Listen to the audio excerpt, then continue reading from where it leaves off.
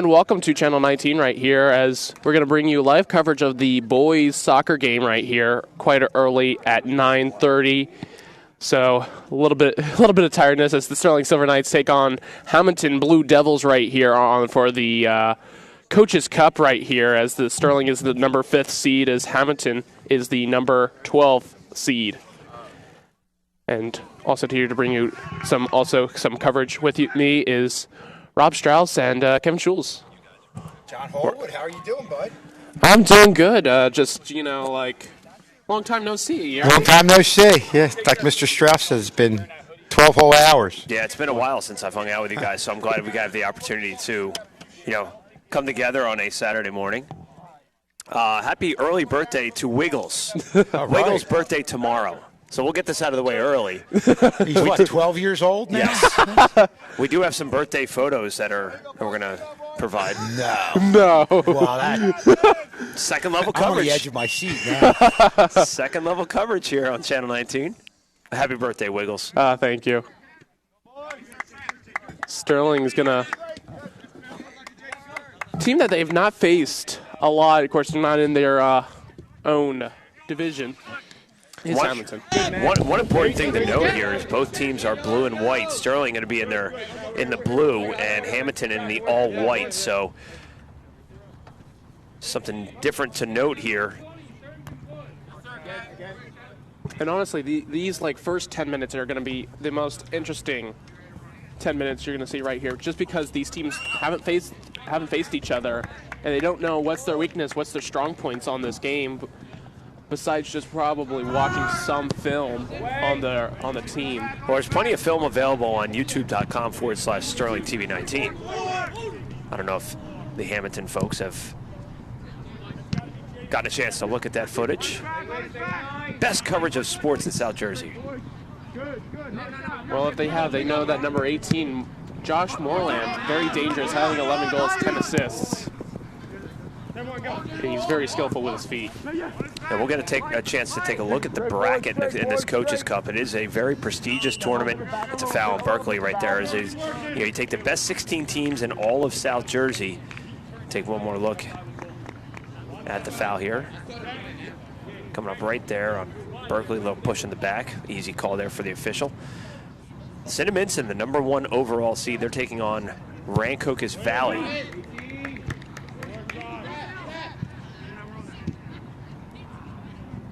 Now, is this tournament just South Jersey, or is this also North with some mixed in with this is some all South Jersey teams? So you have Washington Township in there. In terms of local flavor, Paula Six is in here. You got teams like Cherokee, Kingsway, Clearview, Egg Harbor Township in this as well. West Efford, Moorestown, Shawnee, Middle Township, St. Augustine Prep, and Shalleck. Moreland trying to give a through ball right there to Mike Berkeley, unable to. Great job from the Hammonton defense right there. Hammonton 4-1 in their last 5 games. Only loss came to Egg Harbor Township, also in this tournament. They are the number 9 seed. A 3-2 decision there. Sterling, of course, also winning 2 of their last 3, including a divisional title. Sterling coming in 14-1-1 overall on the season. Only lost to the Haddonfield last Tuesday. 6-1 at home. 42 goals on the season for Sterling, only giving up 3. So some really impressive defensive numbers there.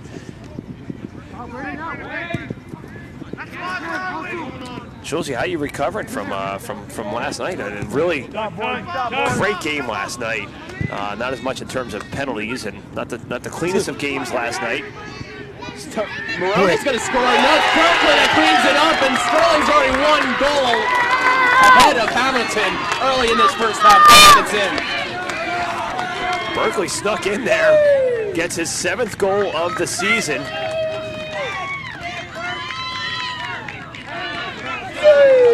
What a great job. That all happened that developed so quickly. John, you mentioned it earlier, how quick of a start it is, how important it is to get a quick start. Another quick start here for Sterling. We saw that happen against West Efford a couple days ago, and they scored in the 4th minute. And they It looked like the goalie just got pulled out of there, and obviously they lost track of Mike Berkeley right in the middle there, and he was there to finish. 7th goal of the season for Mike Berkeley.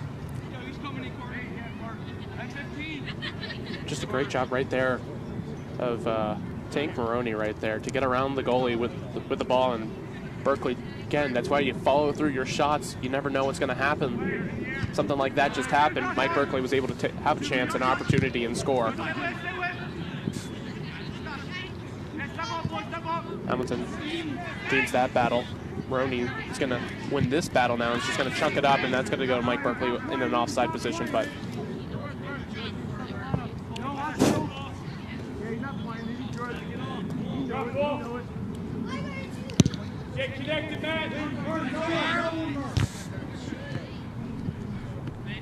winner of this game will most likely face St. Augustine Prep. They are playing Shalleck. It's a 4-13 matchup, but never know in this coaches tournament. You're taking the best 16 teams of all South Jersey Schulze, and these teams won't face each other at all. And more, most likely, here's an opportunity here. Berkeley almost looking for a second, but it's tough to get a read on some of these teams in South Jersey because they're all out of conference. It is, and a lot of times at this point, this is obviously a very prestigious tournament. It is a one where Sterling definitely is feeling good about themselves being here, but the focus with a lot of these teams is on the group playoffs and everything. I think that's where they're going to do more. If they do scouting, it's going to be with the teams that they play in the group playoffs. But a good test, before you get into the playoff situation. And again, just an honor to be here. And we see this a lot in girls and boys basketball. They usually schedule tougher opponents, group 4 opponents, group 3 opponents, to test them, get themselves ready for a playoff run. And that's pretty much what you're looking at here with the boys and girls squad in this Coaches Cup. And I mean, I'm not a historian here of Sterling Athletics. Been here long enough, but not that long. When is the last time that both the boys and the girls were in the Coaches Cup? I don't think it's ever, Mr. K is saying it never happened. And then the thing about this is you're getting schools that are all sizes. You have anywhere from group 1, a lot of group 3, group 4 schools. Parochial schools. Parochial, so you're getting schools that have a high enrollment, and definitely, as you move on in this tournament, it's a high caliber of play. Definitely going to get you ready for the South Jersey Group 2 run, which will start within the next couple weeks. And these teams have never played. You're looking at a 5-12 matchup. Sterling 297 power points. That's good for second in Group 2. Hammonton on top of Group 3 with 295. So pretty even matchup here. And really, both of these squads outscoring their opponents, obviously, with their high rankings and power points. And we are being told that this game does count for both squads for the last PowerPoint game, so that's important too.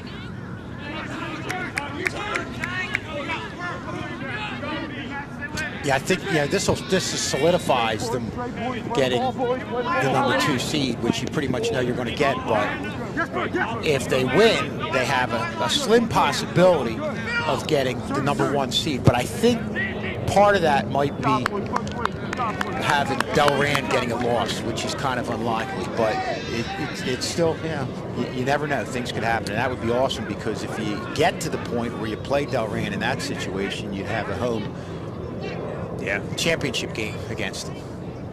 Not that we want to look ahead. No, we don't do that.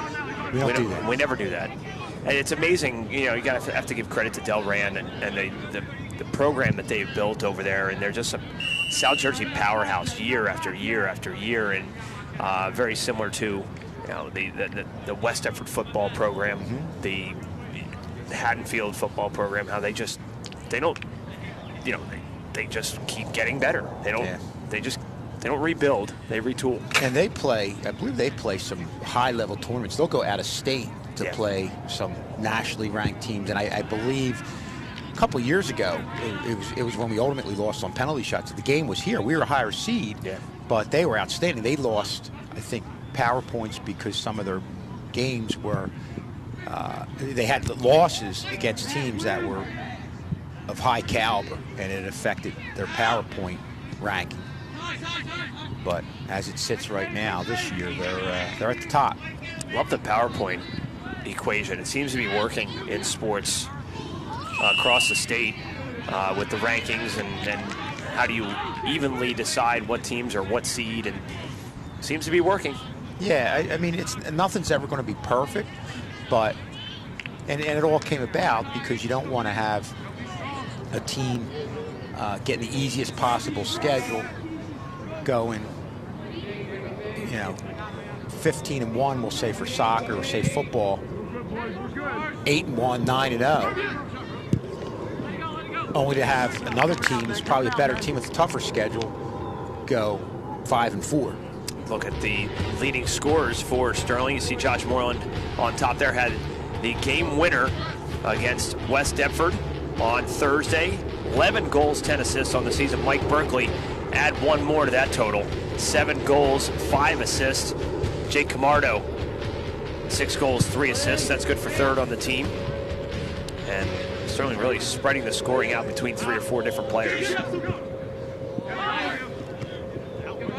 They are, of course. And I even looked at Hammonton's goal scorers right here. They have about 4 goal scorers right here. Carter Bailey with 12 goals, 9 assists.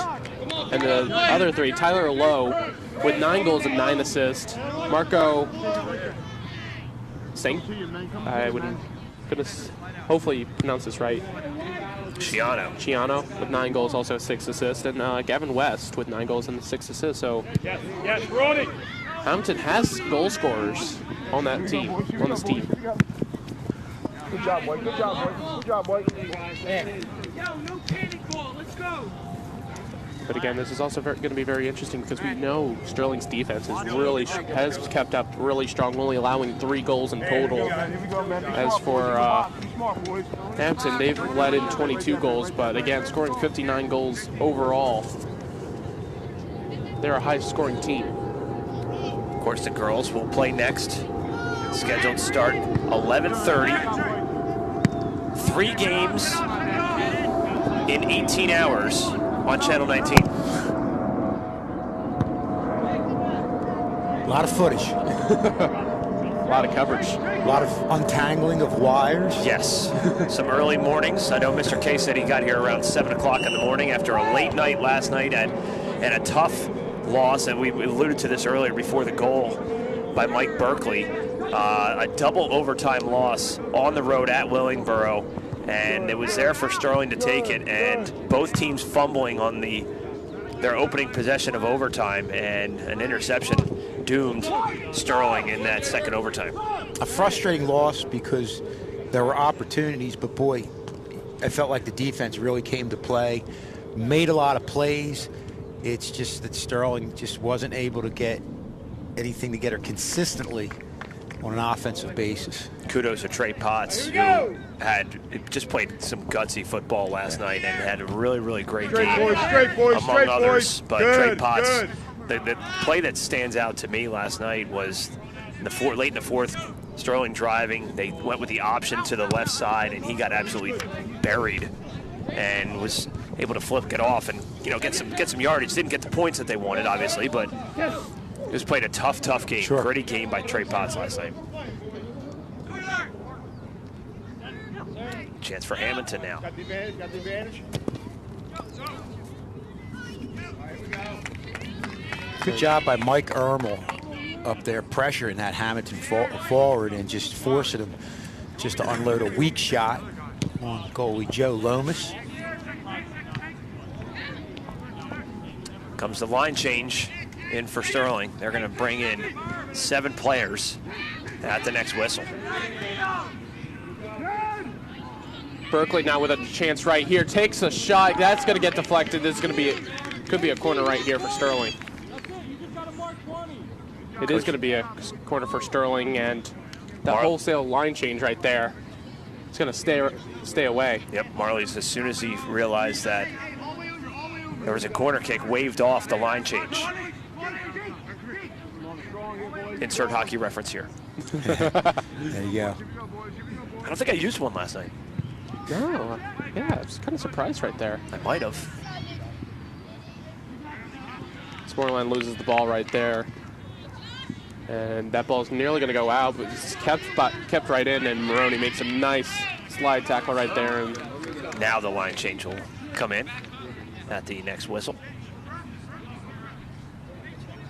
Well, there's a lot of strengths to this team, and obviously depth is one of them.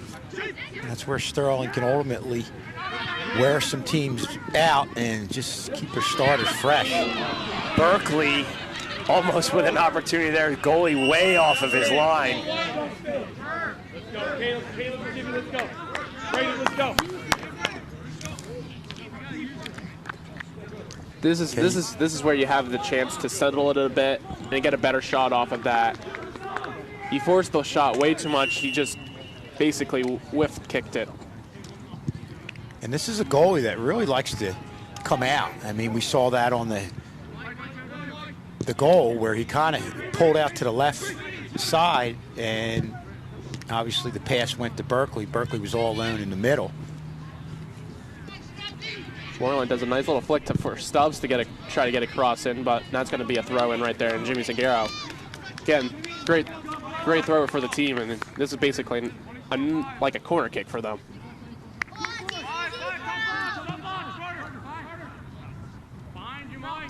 Zagaro throws it into the box, doesn't head straight to a Sterling player, and Hammonton able to stop that Sterling attack right there, and they're going to start the one of their own, and then that's going to go out for Sterling, and Victor John will throw this one out. Hammonton right there able to cover, but Timmy Hall, you know him with the speed. Is he going to choose to do that right now? And he's going to use this. Maybe he is going to use the speed. Decides not to give it to Brandon Sheehan. Hall with it again. Going to kick this one away. Talk about Timmy Hall and that back line. I think one of the underrated, not really spoken about as much players on this back line of the Sterling defense, can play both offense and defense. Moreland takes a wide open shot. Goalie goes out of the line, and Moreland scores the second goal. What a shot for Moreland. What a great awareness to just notice that he was out of the net. The goalie was out of the net, and just no chance of saving that. And that's the second time where they've gotten a goal, in large part to the goalie just coming out too far, and Josh Moreland makes them pay.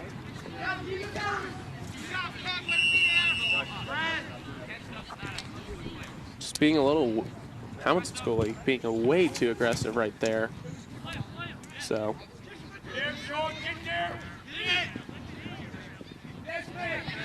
Either going to be the senior of Chris Volk or the sophomore of Luke Griscombe. Yeah, I was looking. Stay tight, do one shot.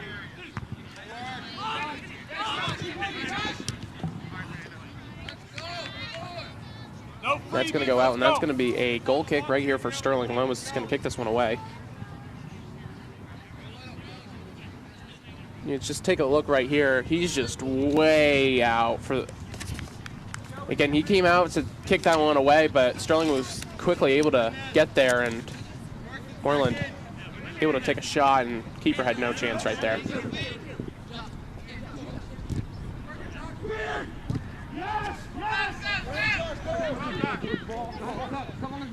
Garcia's going to pass it back.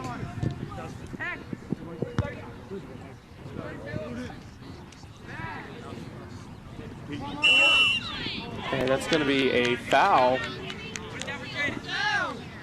against Hammonton right here. We're going to take a look right here on the replay. Pulls too much contact right there. Jimmy Zagaro. Zagaro tries to almost take a shot on, just goes a little bit wide. Kind of more look like a cross. Sean Brandley, sorry. Sean Brandley, a class officer for the class of 2023.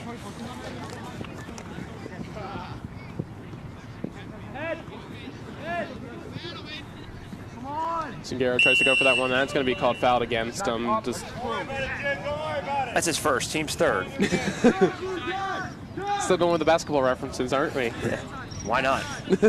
Cross-referencing. We did use a rugby scrum reference in last night's broadcast. I think my dad would be proud of that.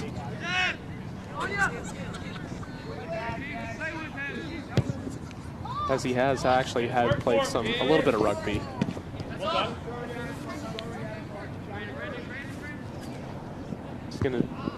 Brandley's gonna try and give it to Moreland, unable to right there.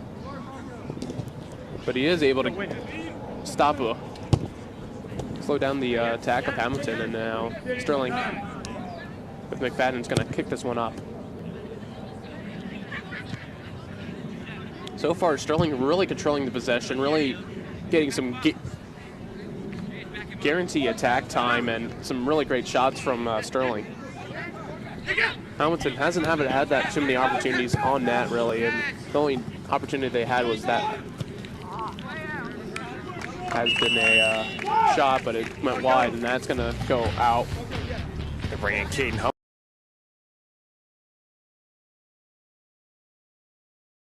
Carter Bailey.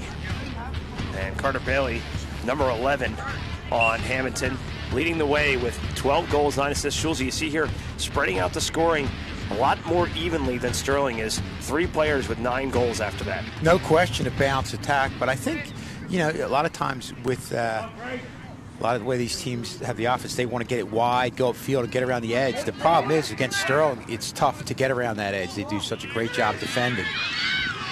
Lomas makes a nice save right there, and that's Bailey that was creating here, number 11. You see him right there in the middle of your screen. Nice little through ball. That's an outstanding pass. Just a little too hard on that first touch. That was Tyler Lowe, the junior midfielder, as we are halfway through the first half. 2-0 Sterling on goals by Berkeley and Moreland. A little too much contact right here for the 50-50 ball. Josh Garcia, elbow a little too high up. It's going to go out wide, and that's going to be a goal kick right there for Sterling right there. So far, Sterling really making it really hard on Hammonton's defense. See, Gavin West, the junior forward, was the closest one there for Hammonton. Of course, Hammonton playing in the American division, 14-4 overall. They play, just give you kind of a breakdown of some of the teams in their division. Egg Harbor, Millville, Bridgeton, Vineland, Atlantic Tech, and Atlantic City, you see it right there. And they are Egg Harbor Township right there, so not an easy division by any stretch of imagination. Glove save and a beauty by John Hallwood as our papers are flying all over the place. He dove for that. He did. That was... I think there might be some grass on his jacket from that dive on his elbow. Put a penny on him. We'll put him on the bench. Maybe Marley's will throw you in the game. Put me in, coach.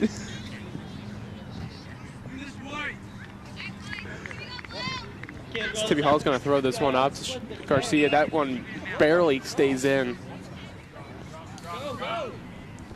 Of course, it's an early bus for Hammonton to get here for a 9:30 start. You got to figure that bus. Hammonton about 40 minutes away from here, roughly, right down the AC Expressway. I'd like to welcome anybody watching this broadcast from the Hammonton area. Can't make it out, maybe you're checking us out.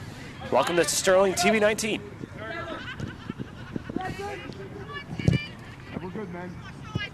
Hey, first time they'll probably ever seen this, and then of course you gotta always get the a DVD of this game too, if you want to, and all.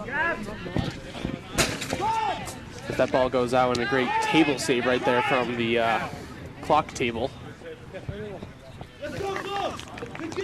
Hammonton, a Group 3 squad, so the only time that Sterling would ever see Hammonton, we don't see Hammonton really at all in any sport. I don't remember the last time we saw Hammonton really anything in our 16 years of doing games together, Kevin. Yeah, not in soccer, certainly not in football. I think we scrimmaged basketball? them in football for a couple years.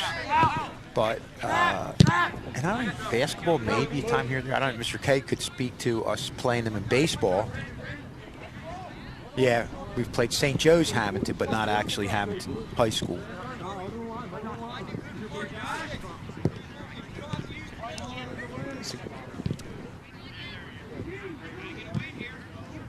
Coming up at halftime, unique look at some of the most embarrassing sports moments from the boys soccer team. Got a chance to get them into the studio and chat with them pre-season. Well, it's during the season, but got a chance to do that with the sports broadcasting class. We'll preview that at halftime.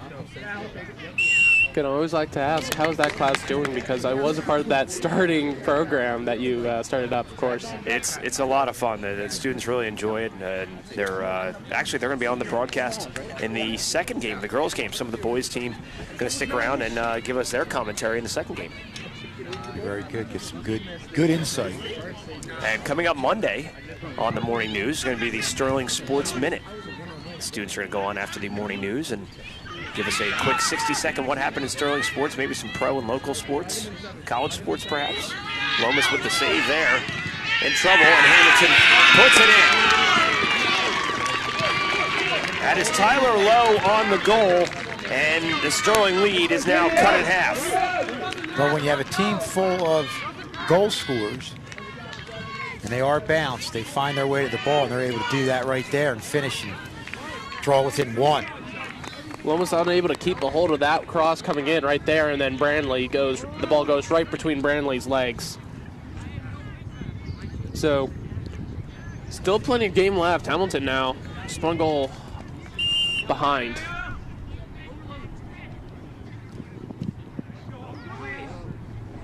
Tenth goal of the season for Tyler Lowe.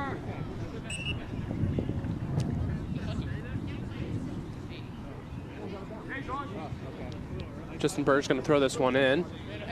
Give it to Camardo. Martin now.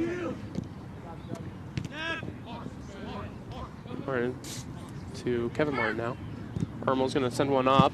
That gets stopped. Ermel tries to receive it back, does, and goes right to a Hammonton player.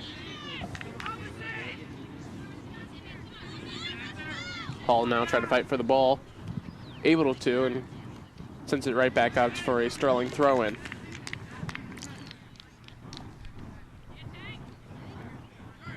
Maroney's going to throw this one. Give it to a running Mike Berkeley. Berkeley's going to try and cross this one in. Keddy, and that's going to be a corner right here for Sterling as it hits off a Hammonton defender. Number 24, which is... we look through. Great job of Mike Berkeley forcing that into a corner for Sterling. Martin's going to cross this one in. Big cross right here and right into the goalkeeper's hands. A little too close for the goalkeeper this time. Just needed something right in the middle. You need something right in the middle. Had he not gotten that, Mike Ermel was waiting there right in front of the post.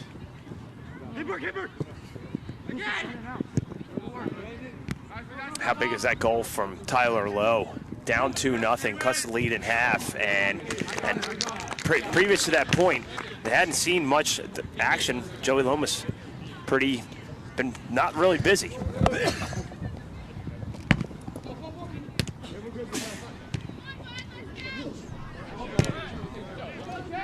Just like the Haddonfield game, one quick shot and then instantly a goal right there.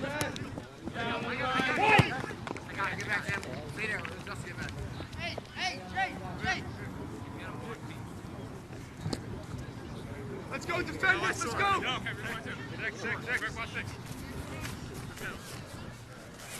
Hammonton now gonna throw this one in.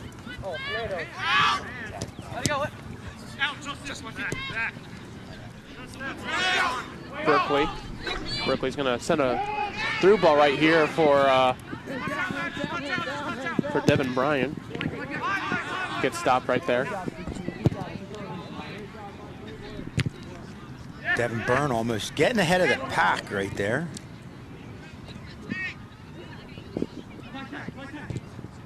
Ermel tries to give it to Kevin Martin, just unable to stop it. Now Hammonton's going to have a chance right here. Watch the speed of John Waddell, sophomore midfielder. Came up, really started to create some speed. And look at the battle here. Matt Martin working nicely against Fernando Flores.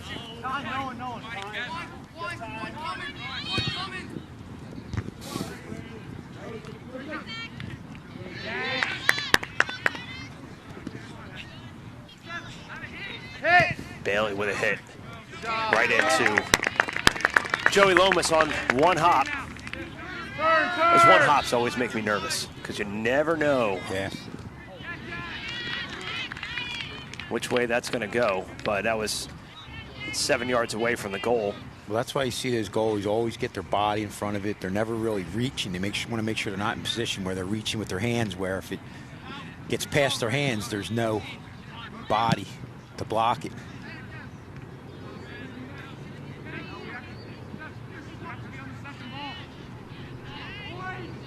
So there's a battle right there between Maroney, and I couldn't quite see the other player's name, and number 15 gets kicked right in the gut. He's going to come facing down right now. That's Waddell. Right at midfield. We'll take one more look at it here. Tank just turned and fired and got Waddell. I don't know if he was expecting that. That's going, hey, he's right on his chest there. Again, these two teams have never played. Winner of this game either gets the number 4 seed St. Augustine Prep or 13 seed Shalleck. And it's tentatively scheduled for Monday at the highest seed. So Sterling, a 5 seed, they would have to travel to St. Augustine Prep, which we've done a game there once. It was the girls' state semifinal game against Homedale, and we froze a lot that game. Looking at potentially a 6 o'clock game under the lights. We be going to that game. Okay.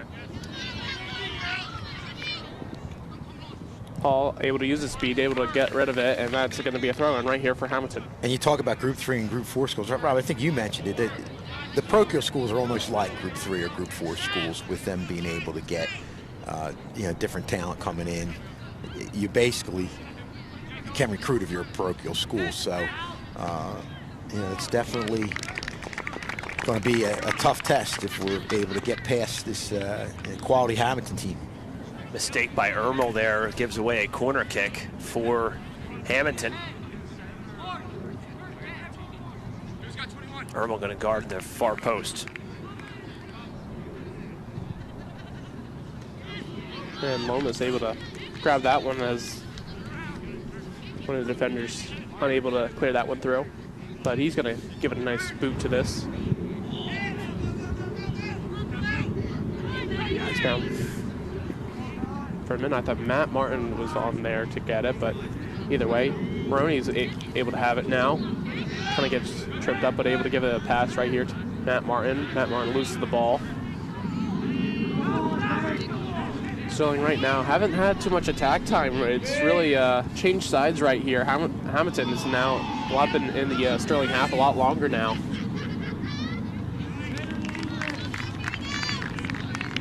It's going to be interesting on see if Sterling can get another opportunity at net in his first half against Hammonton. Nice play over there on the ball by Jack Berkeley, sitting there in the stands. Another cheering his son Michael on. He's going to be here for a while because both of his daughters playing at 11:30, Lexi and Mandy, on a really good girls team as well. So stay tuned for that. We'll have that game for you coming up next. Ben able to get out of that one now. He's going to try and kick it out. Does, but goes right to back to a Hammonton player. Sterling's trying to get the ball back in the where the halfway line is. Just unable to so far. Good possession here by Hammonton. First time that they've, like you mentioned earlier, John, really been on this half of the field for a sustained period of time.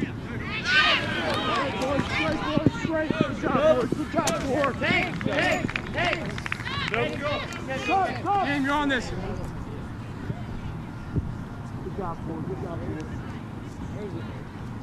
Going to 2-1 Sterling.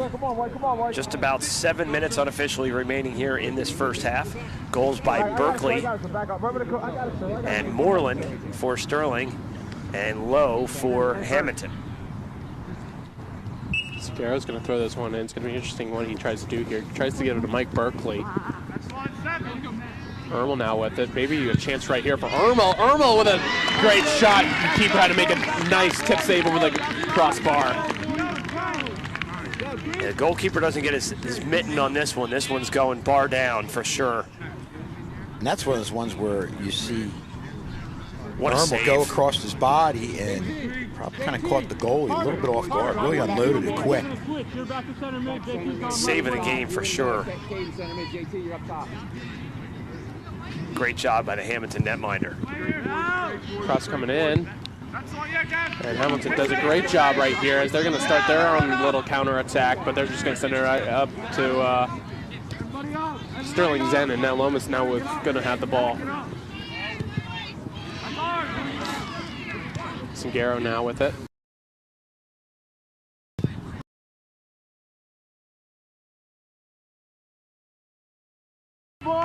Good job, the defender to shield the ball from Moreland. And keep an eye on that save from the Hammonton netminder. Circle that one. That's a big, big save there late in the first half. That could have put Sterling up 3-1. And we'll see how Hammonton responds. Maybe, you know, turning that good defensive save into some offense. Yeah, and you know, obviously Hammonton has gotten themselves back to within one, but I feel like at this point, Sterling's gotten the more quality attack time and more quality opportunities.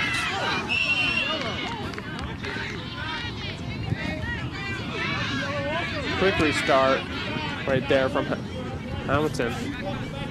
Take a look at the replay.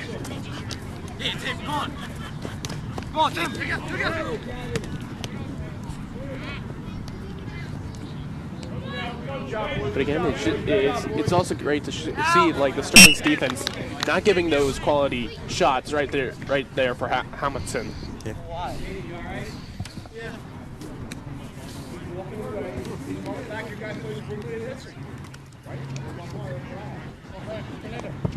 That ball's going to go out right off a Sterling player, and that's going to go be a throw. Guys off of Camardo. Ball kicks this one away. Berkeley now with it. Berkeley going to try and do something right here. Able to keep that one in. Keep it, unfortunate. Camardo now with it. Camardo could have an opportunity to give it to Berkeley. Unable to. Gives it to Moreland. Now Matt Martin now with it. Sterling going to have a chance to cross this one into the middle. It does go into the middle. Berkeley comes into the box, unable to get there now. Ermel. And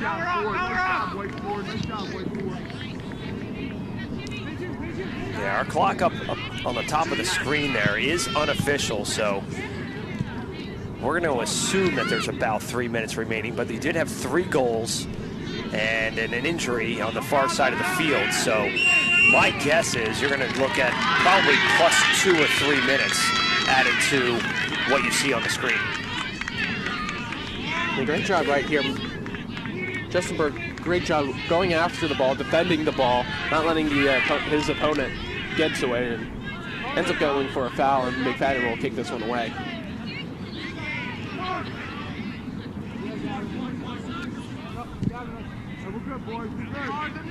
Good crowd on hand this morning for a 9:30 start. Has not had an opportunity now. Kevin Martin now could have an opportunity. Berkeley with an opportunity. That's going to be a corner right here.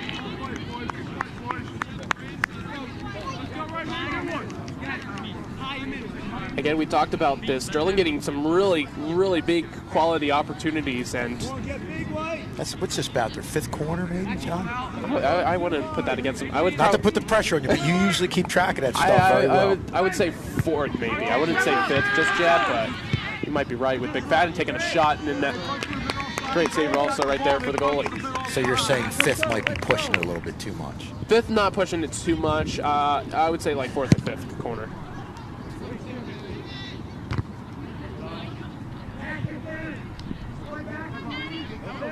Fall has arrived, I think, officially. No doubt. You say that now, but like 2 2 days in, it's going to be a 70-degree. And watch after the play here. Yeah, Matt Martin mixing it up. And Sterling's going to do that. They're going to use the body in their battle, in those one-on-one battles for the ball.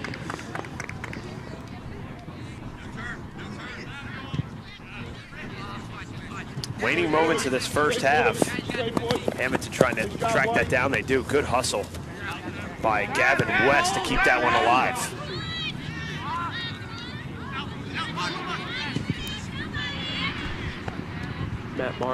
Kevin Martin is going to have a chance to roll up the field. Going to give it at Moreland now. Moreland has some great footwork now. Going to give it to Berkeley. Can Berkeley get there? Yes, he can now. He's going to try and get a corner out of this, and he is going to get a corner out of this. It's corner number 5. I anticipated. First time during a soccer broadcast, I was ahead of what was going on. Not a guy. Doesn't happen a lot. 1 cup of coffee in.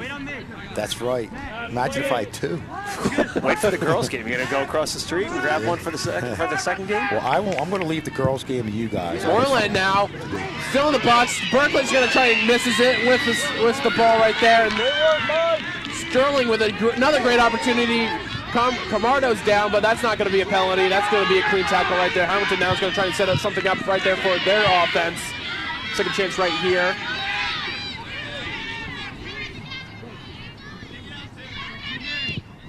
Again, we're going to call it, we're not going to call it officially stoppage time, but the game has started slow, has really started to open up here in the last 5 or 6 minutes.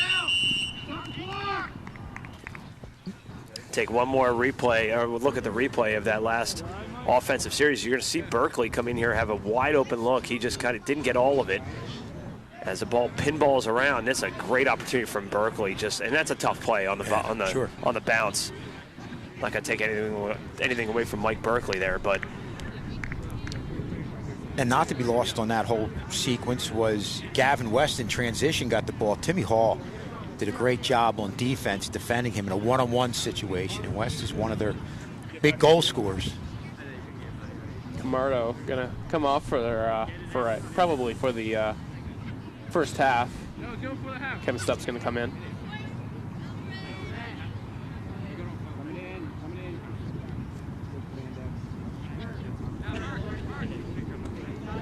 This is going to be a drop ball right here for Sterling. McFadden now. He's going to give this to Justin Burr. Burr's going to give it to Mike Berkeley. He's going to put this one away now. Stubbs going to give it to Zagara. Zagaro's going to pass it. Quick pass right here for Stubbs to hopefully cross this one in. Stubbs now into the box. Zagaro. Cross. And just over the net. Right there for Zagaro. It's tough to tell from here. Sometimes it must look like it was going in.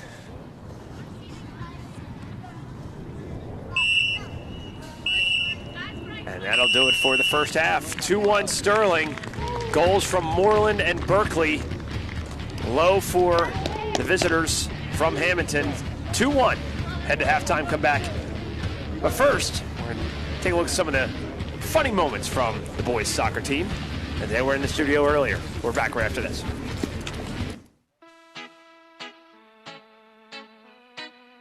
So I played club soccer, and it was like 2020 when like COVID first started.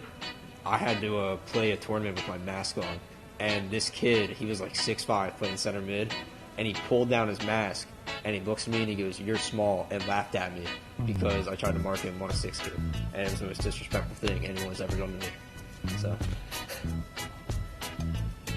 My most embarrassing sports moment is probably when I was in 3rd grade. I was playing up in a basketball game with like some 5th graders, and I shot the ball on the wrong basket, and not only did I do that, but I also airballed the shot.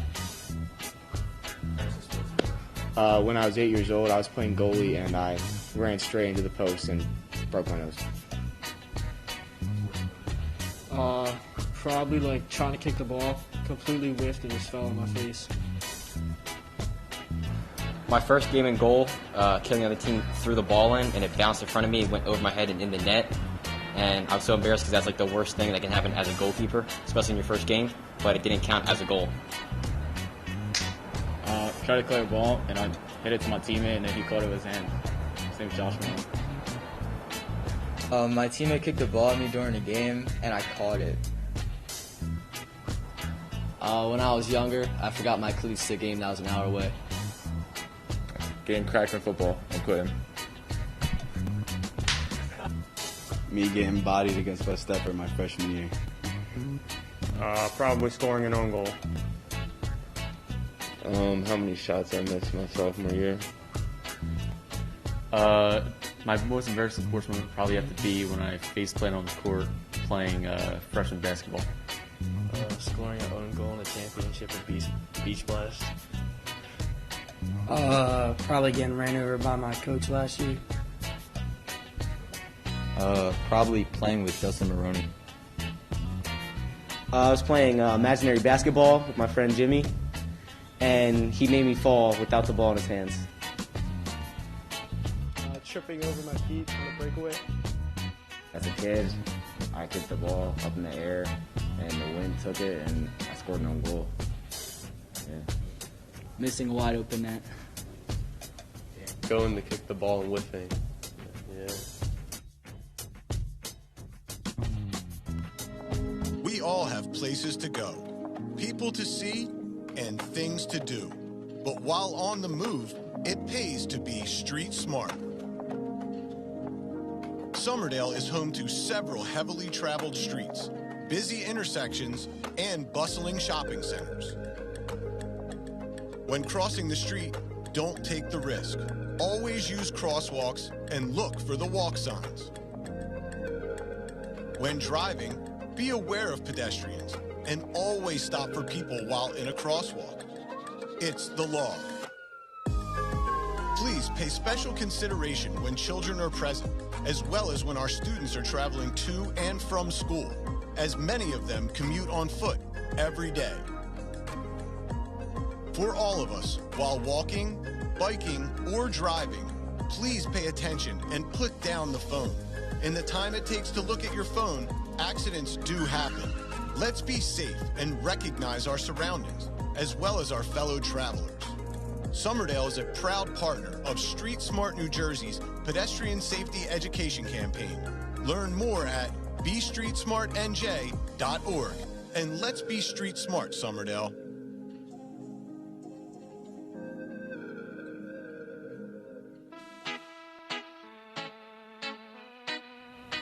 Jimmy Zingaro, senior, midfielder, Stratford.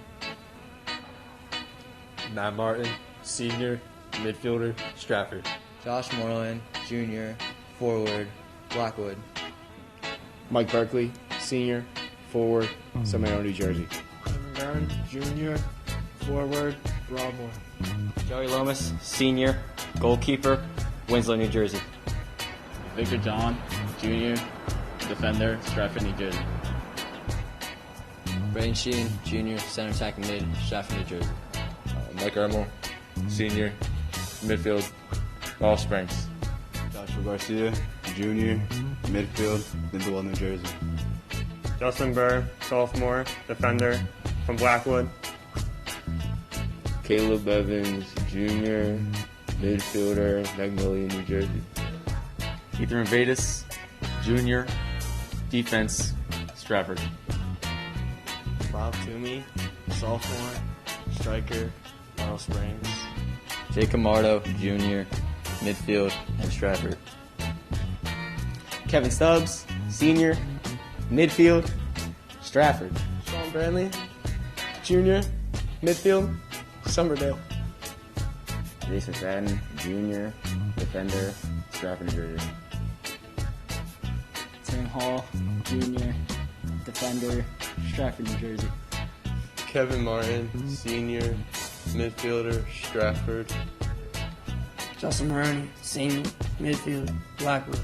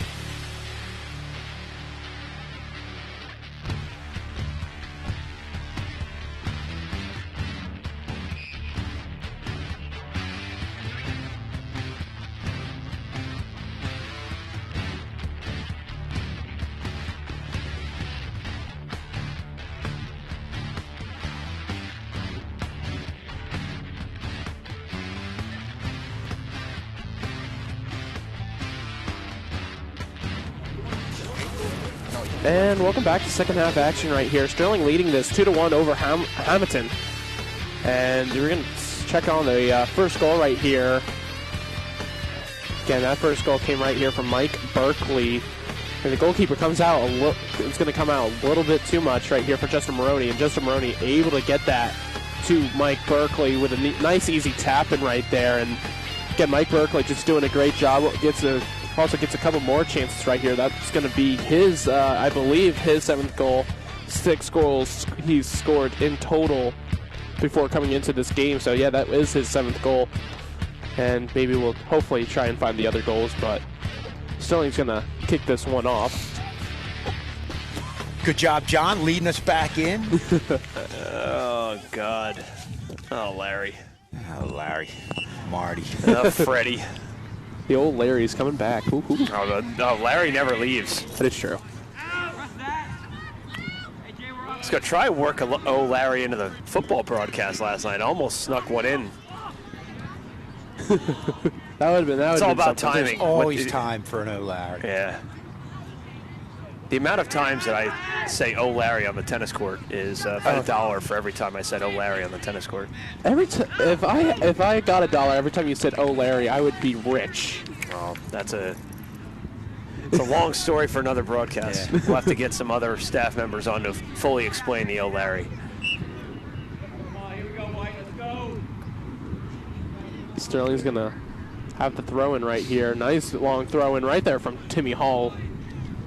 Right, and Kevin Martin just gets pushed right there, and 21 of Hammonton does not like the call. Marco San, how do you say his last name? Sciano, okay. I know we said it once, and my brain just said, no, it doesn't sound like that. Fadden's going to take the free kick right here, and he's going to lob it up right in the middle of the box. And Martin was the one to first touch it right there, and that's going to be a goal kick right here for the Hammonton. That's a dangerous ball right there. Goalkeeper had the near post covered though. He had it covered, but Sterling not able to get a decent head to it.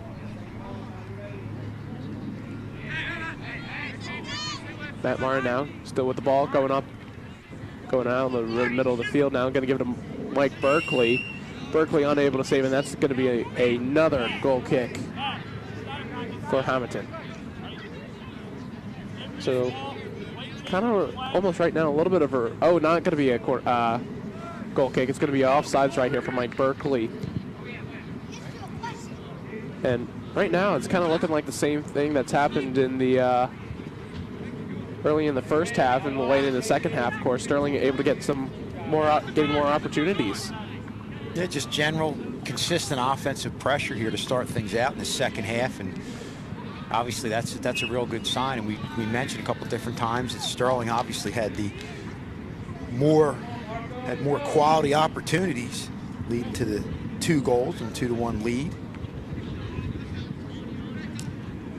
But it doesn't matter how many you have, as long as they're hanging around within a goal, anything can happen. And we said Hammonton has their share of goal scorers. All it takes is for one of them just to get loose.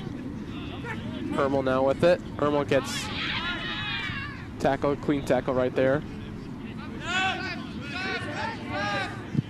Hall's going to send one up to Mike Berkeley now, and great job right there from the goalie to go a little aggressive right there and get the ball.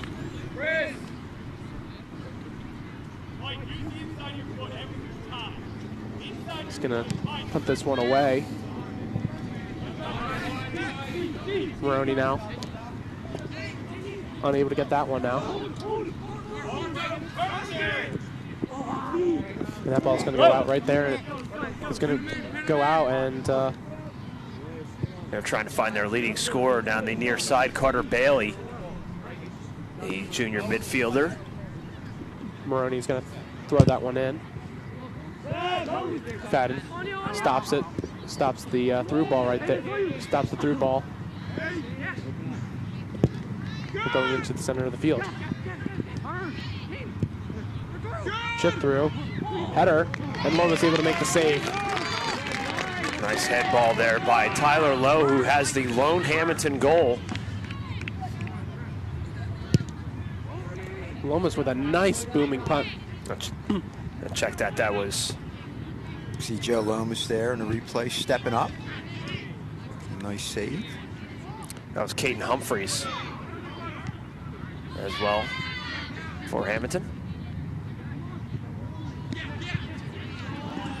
Paul able to stay with the attacker. That's going to be a throw-in for Sterling. Paul's going to throw it in.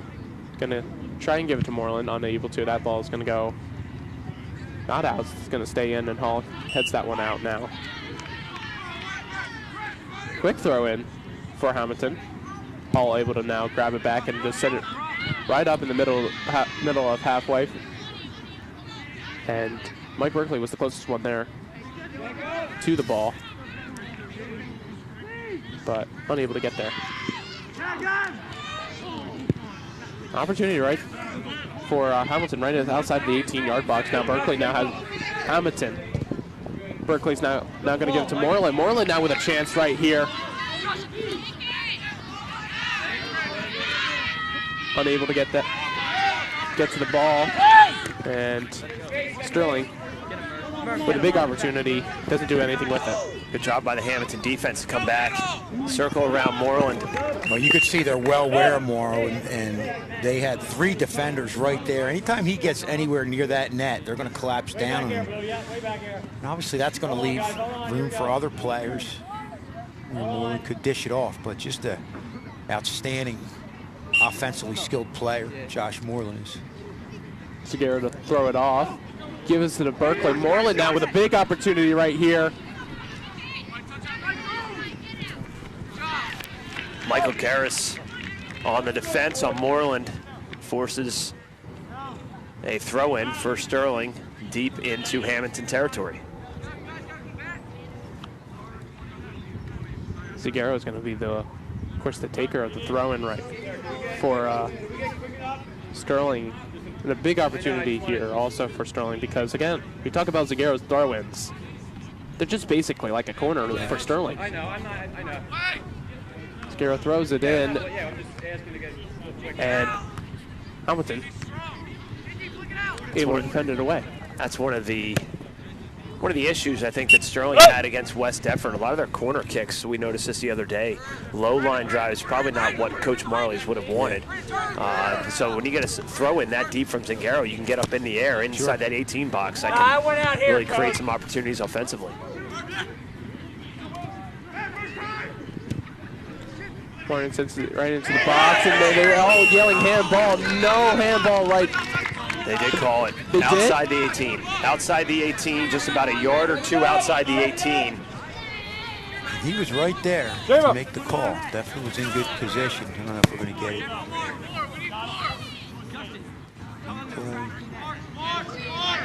Well, here's the replay, and Martin just sends a chip right there. He's outside. Good call. Stay with your mark. Tries to send a chip into the 18-yard box, and it is a good call, right? Good call by the ref, and Moreland might actually take a shot right here. Shot taken, and wow, great save by the goalie. Now that's the save of the game so far, because that was ticketed for that upper right corner. The goalie was moving the wall to the left there. He goes off the back of Caden Humphreys, and the goalkeeper had to be aware. I think that went off of his head. What a save.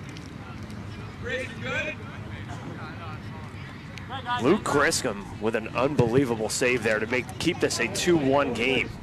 I think it's Chris Falk. Is it Falk in that? I think it's Falk. Oh, Falk, okay. Because they kept saying Chris.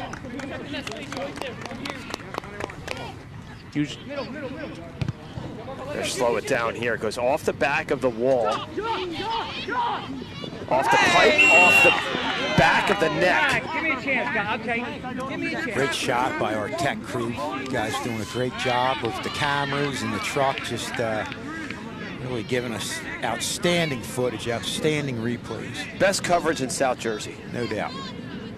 They were also here with Mr. K at 7 o'clock. I believe Mr. K made breakfast sandwiches at home. Yeah, Mr. K's a morning person. He usually loves up some around 5 o'clock. That's a lie. He's a night owl. He just said, play the games at midnight. He'll be right there. I can see Mr. K producing the Midnight Madness. Yeah. Berkeley now with a chance. Goes inside the 18. That's going to go out, and Sterling's throw-in. Good job. Berkeley having himself a real strong game this morning. Already had the opening goal. A little bit of energy out of Mike Berkeley this morning. Maybe he's a morning person. Segura to throw this one in. Can Berkeley get ahead to it? Unable to. Ermel tries to. Almost like a bicycle kick. Didn't get the spin that Timmy Hall got last week, but. Nah. Speaking of Timmy Hall. Hall just sends it way too far forward for Berkeley, and Sterling. Yeah, maybe we get Mr. K to see if we can pitch a Midnight Madness to start at the basketball season. Yeah. Ooh. That's an idea.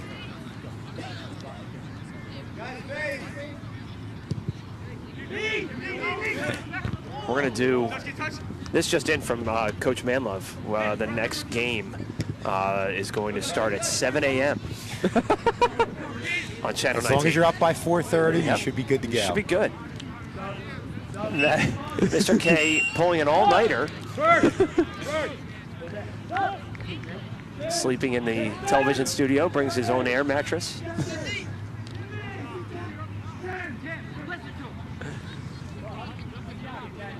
Tank coming off the field right now, as well as Berkeley.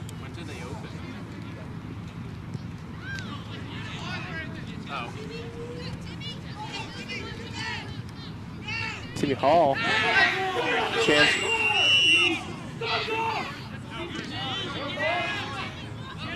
Hammonton coaches looking for a card. They're not going to get a card for that.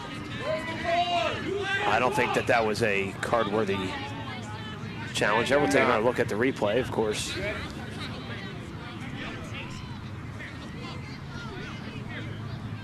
Take one more look at it here. A good sportsmanship Like there. everything was on the ball. Matt Smith and Timmy Hall.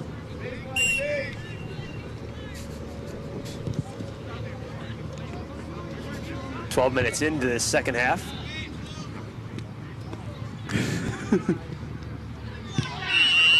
And now all of a sudden the whistles are coming out, and now they're going to stop the clock. And I wonder if a card is going to be issued here. And you are going to get a card issued to Jimmy Zingaro. So he will have to come off. And Mike Berkeley will come in. Take another look at it. Win the ball, play the ball. That was well after the ball had already left. And I wonder if the non-call on Timmy Hall warranted the card to come out there. On look at this, honestly, I don't think it's a card-worthy offense.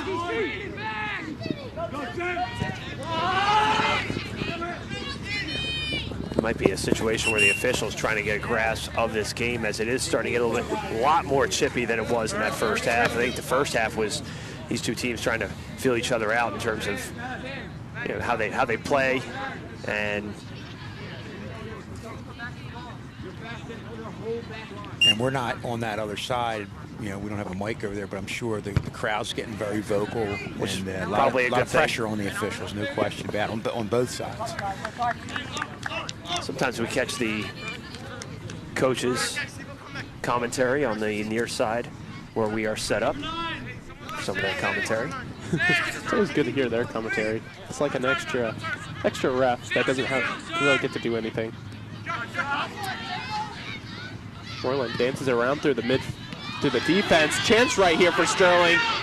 Can Sterling get anything? Unable to, as Chris Volk makes a great save right there. Matt Martin the closest there. Moreland creates the opportunity.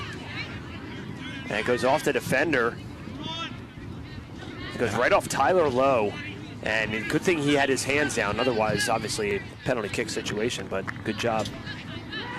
I thought initially Tim Hall was just on a rush up from defense playing out, and they'll do that sometimes, but he's up. He's playing forward now, which is what he's played up till this year, so definitely made an adjustment there. Coach Marley's putting Timmy Hall up there as one of the forwards. Why not? He has the speed, he has the ability to get opportunities, and why not just send a long ball up to Timmy Hall and let him use his speed. Yeah, and Coach Marley's knows right now he needs another goal, because you keep these guys hanging around, and even though we're getting more attack time, more quality opportunities, more corner kicks, they have the ability in transition to make something happen. Here's a transition right now. Not going to be able to track it down. Oh, they do. Goes right between the legs of Stubbs. But the triple team defense. And he got around Caden Humphreys. And here comes Sterling the other way. Kevin Martin tries to give it to Moreland. Moreland unable to get it.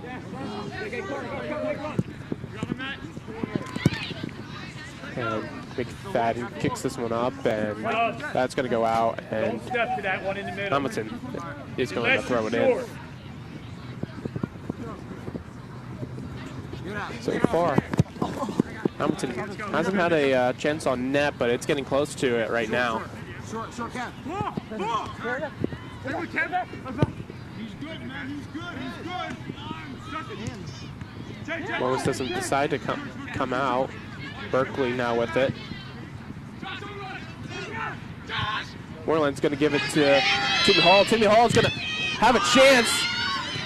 Goalie comes out wide. Get up, Chris, get up! And with a big opportunity in Timmy Hall's feet. Oh, his speed is just, I mean, he just blew by the defender. And obviously that's one of the reasons why they're putting him up on offense here in this second half. Moreland, possible shot right here. Does take a shot. Take a look at the speed of Timmy Hall here. Nice through ball, and Timmy Hall just blows by everybody, and it's good awareness too by the goalkeeper Chris Volk, the senior. Well, that's Again, way off his line. One thing we've seen him come out, probably sometimes too much, but that time it definitely warranted him coming out. And that's a split-second decision as a goalkeeper. You either have to stay back in your cage or come out and try and make a play to cut down the angle, and Volk gambled there and paid off. And not to be lost on that, obviously you talk about the speed of Timmy Hall, but what a through ball by Josh Moore. Yeah. And we were saying how he's going to get more attention, people coming at him, and he doesn't have a problem with dishing it off. You saw it right there, and it almost led to the third goal of the game for Sterling. Tank going to check into the game, as well as Josh Garcia. For Sterling, Gavin West going to check in for Hammonton. He's going to replace Caden Humphreys. Humphreys only a freshman playing that back position. Come on, guys, keep jogging, guys, keep jogging. Come on, come on, come on. Next goal, really important for either team. If there is one. Yeah, very true. Different feel to this second half than there was in the first. Corsi Curls going to play next as soon as this one is over. Slated for 11:30 start. And now you're going to get a foul against Sterling. And the officials are going to have to calm everybody down here as both benches are up. And Coach Marley's is over there. That's for clarification. Oof. Good tackle by Stubbs. It's a takedown. You get 2 points for that in wrestling. And Stubbs is a wrestler. Yep, works out.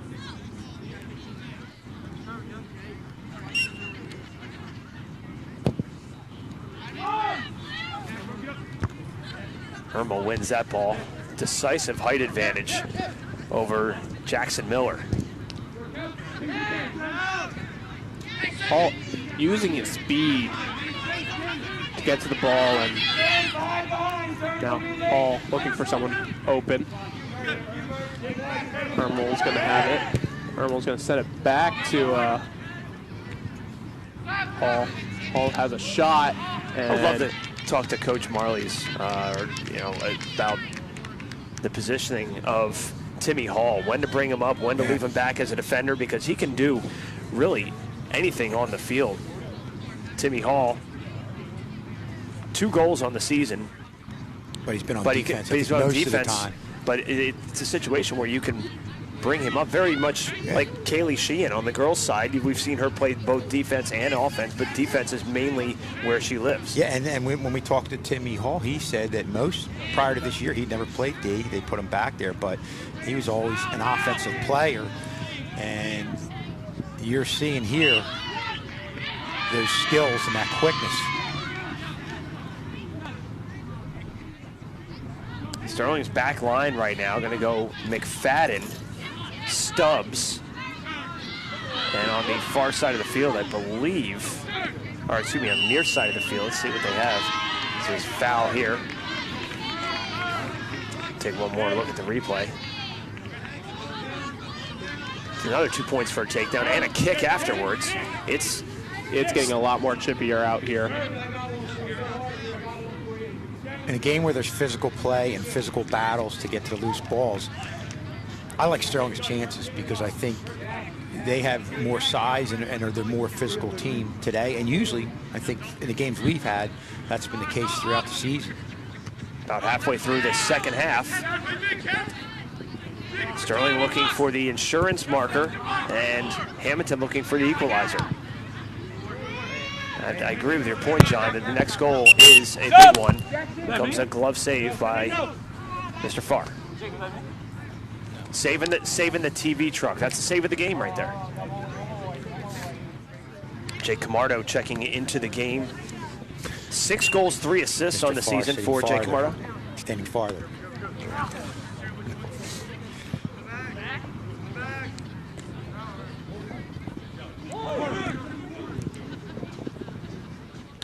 I think that the subs are pretty even as of right now. Both teams subbing a lot more in this second half than in the first half.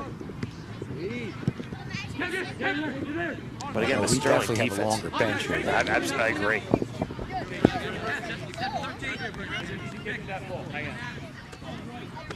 Hammonton's gonna. Matt Smith to throw it in. Camardo to Garcia. Garcia is gonna give it to Hall now. Hall has an opportunity, unable to get there.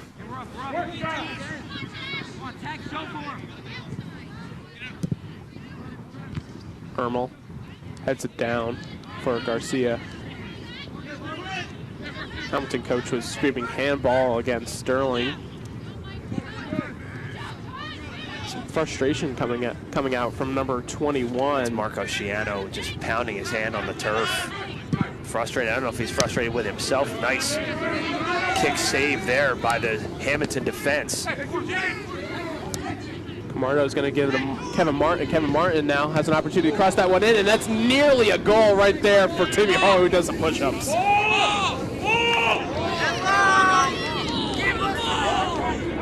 Here's our replay here.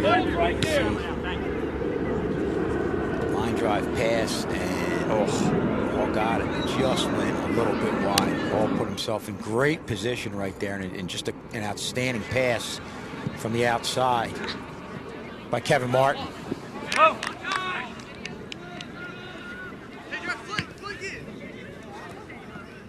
Camardo is going to try to give it to Kevin Martin. Unable to, right for Camardo. Victor John now on defense, trying his best to get the ball out.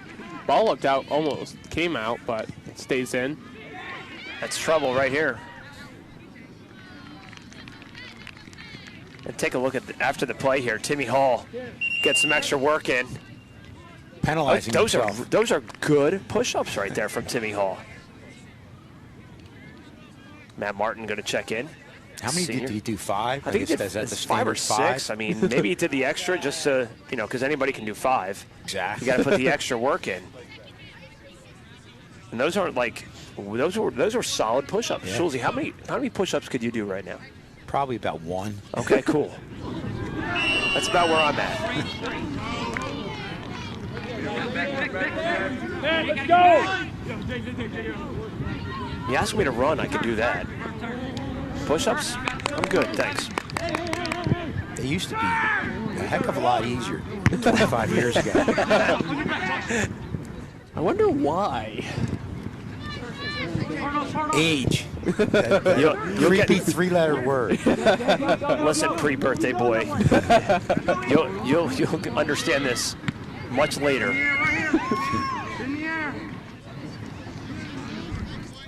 Lomas now with it. He's going to punt this one away. Great punt from Lomas. It takes a nice bounce right into further into Hammonton's end, but Hammonton able to get it back, and now Sterling's got to go play some more defense.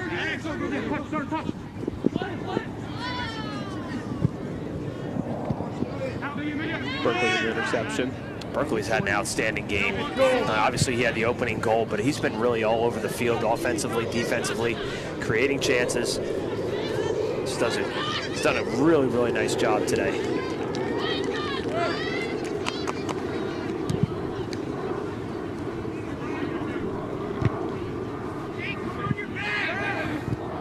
One more look at the save again. The winner of this game will face either St. Augustine Prep, the number 4 seed, or Shalleck, the 13th seed.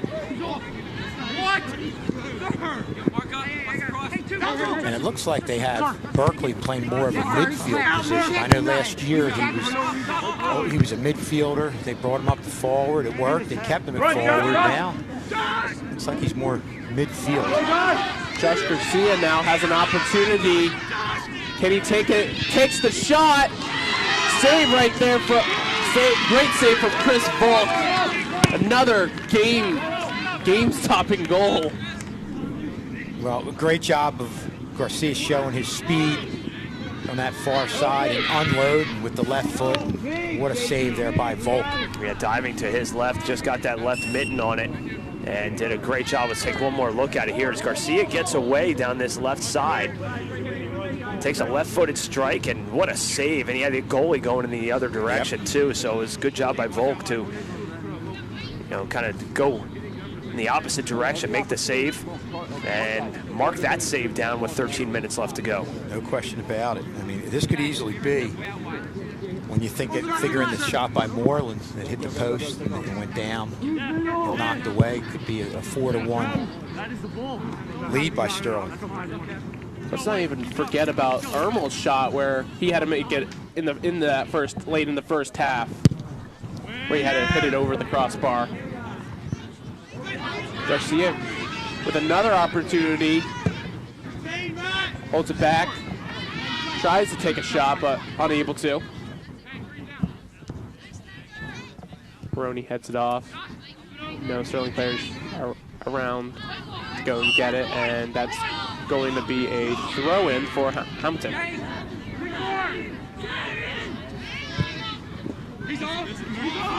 Hammonton starting their own offensive attack. Victor John kicks this one away.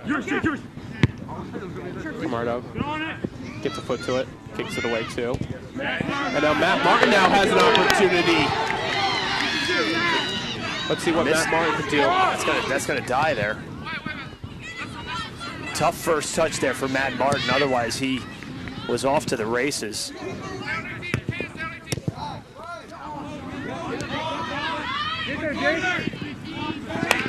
Tackle!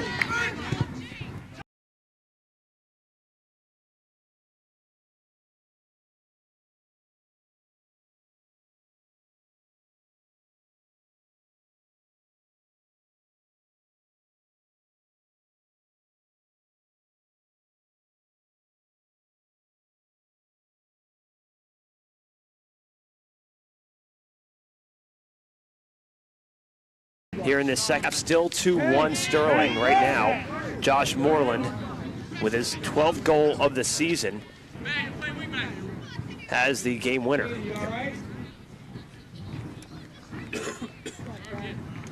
Victor John going to check out of the game for Sterling. There's the bench. And we're up momentarily. And now a long throw-in from the far side.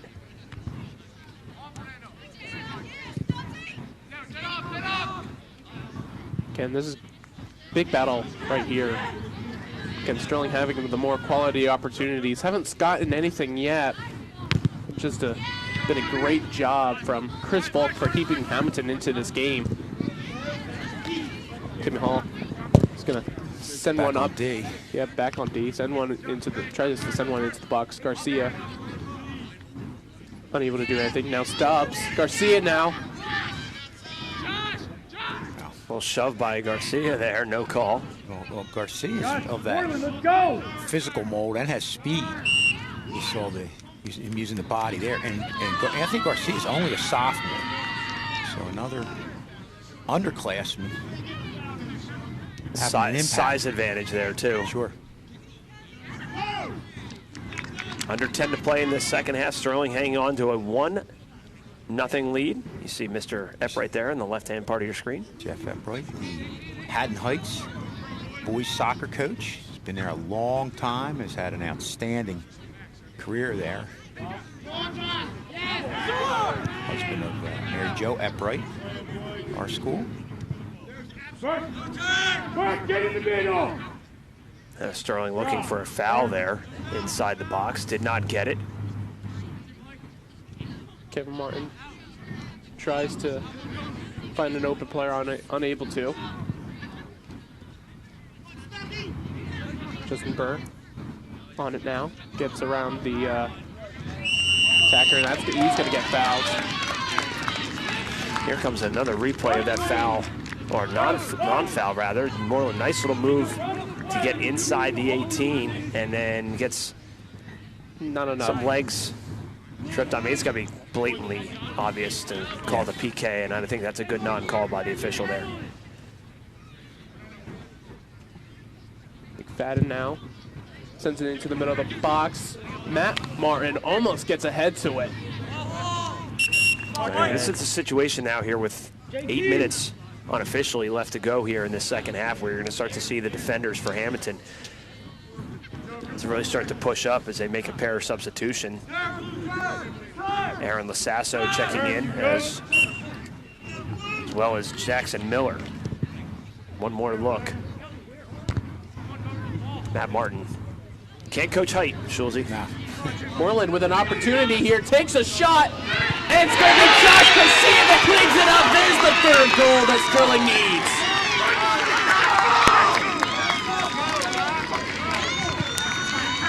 Well, Moreland obviously took the shot. Great heads-up play by Garcia, being right there and getting the rebound and extending this lead to 3-1. And just again, I talk about this. Always follow through with those shots and all. You never know what's going to bounce out, and it does. And Josh Garcia right there able to clean it up. Yeah, what a job Garcia's done coming off the bench. You know, he had that one opportunity, made the goaltender dive, and is rewarded with his aggressive play in the offensive end with a rebound goal, and that's a big one, extending this lead to a 2-goal lead.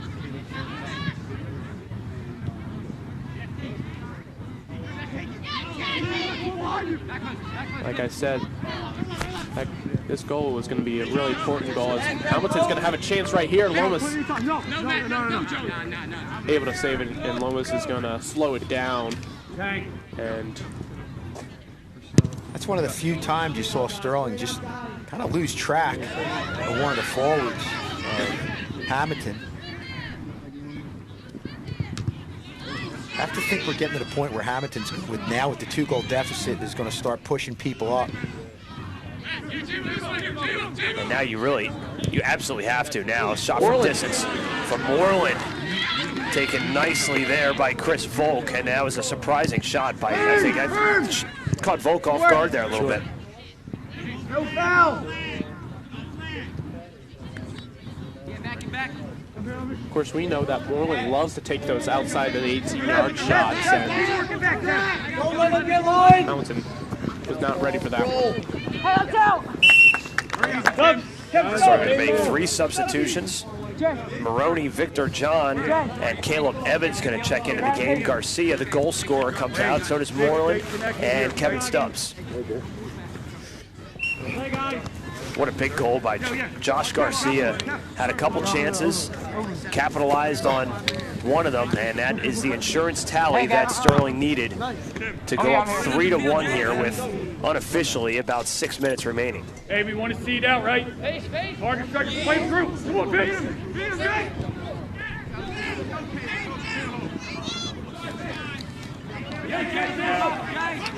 Sterling wins. They will face either St. Augustine Prep, the number 4 seed, or Shalleck, the 13 seed, on Monday.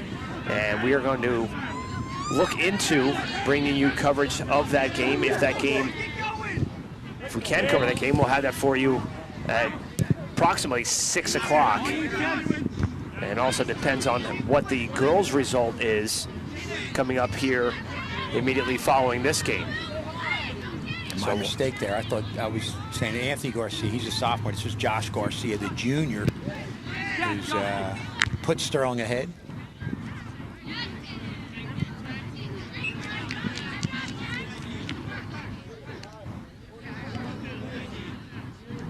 Justin Maroney is going to throw this one in.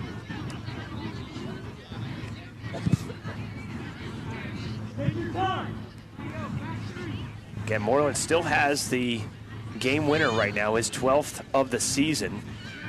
And Josh Garcia, with his 3rd of the season, is the insurance marker. And they can breathe a huge sigh of relief right now. That's a big goal from Garcia. With under 10 to go. We're going to say even under, probably 5 to go at this point. Because I think you can, in looking at this game, looking at these 2 teams, I feel like Sterling's the better team. But Hammonton, if you're a little bit of a lesser team, you're doing what you need to do to stick around, and they were doing that. Staying within 1 goal, had a few opportunities here and there, but Sterling really getting that much-needed insurance goal by Josh Garcia, number 24, the junior. Corner coming in, goes outside. Justin Maroney takes an outside shot. Yeah, I saw that, bro. And Sterling's going to go to the corner and waste some time. Maroney now with it. He gets fouled. And he's able to come back up. No card there, but the only card that came out was assessed to Jimmy Zingaro. That card will carry over to the next game, which will be Monday, so got to keep that in mind. And a free kick here for Sterling as Matt Martin will set it up to get all the pieces in a row with unofficially about 2.5 remaining. That ball looking to go out, and it does go out, and they're going to say throw in, but it's going to be for Hammonton. Handful of substitutions checking in for Hammonton. In desperation mode here, they need 2 in the next 3 minutes or so just to equalize. But again, this is not going to be, should this result hold, this is not going to be the end of the season for Hammonton. You still have their Group 3 playoffs as well. Nice. Well, I'm sure they're looking forward to a nice playoff run themselves.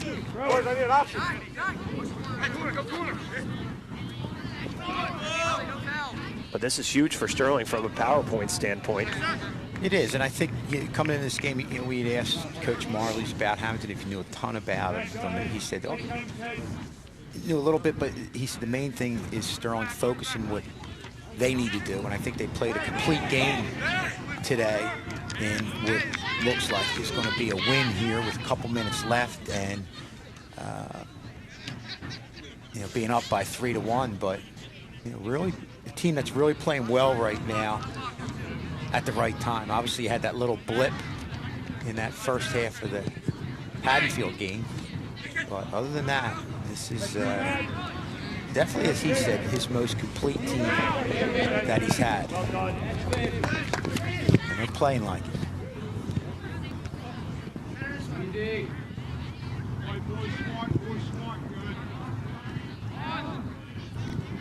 Again, just under a minute unofficially left in this game. And ball's going to go out, and that's going to be a Sterling throw-in. Roney's going to throw it in, give it to Berkeley. Berkeley's going to send it straight up to Victor John, but doesn't quite get there. It goes to a Hammonton defender. Again, Berkeley has just been everywhere this game, and we've called out his name quite a bit, able to get the first goal. But he's been making plays, making opportunities for Sterling. He's done a great job for the team.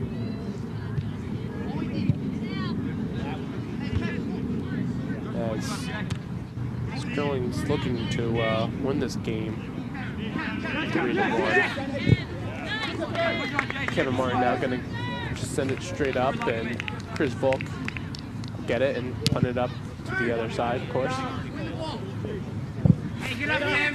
Timmy Hall jumps up and wins that ball, and that ball's going to go out, and that's going to be a Hammonton throw-in. Quick throw-in. Hall kicks it out, and that's going to be a Hammonton throw-in, and that's going to be the end of the game right here. Sterling able to win this game 3-1 over Hammonton. A goal from Mike Berkeley, a goal from Josh Moreland, and a goal from Josh Garcia. Just a great job right here, and Sterling able to move farther in advance. We're going to go into a post game right after this, so we'll see you right there for the post game. Sterling wins this 3-1 over Hammonton.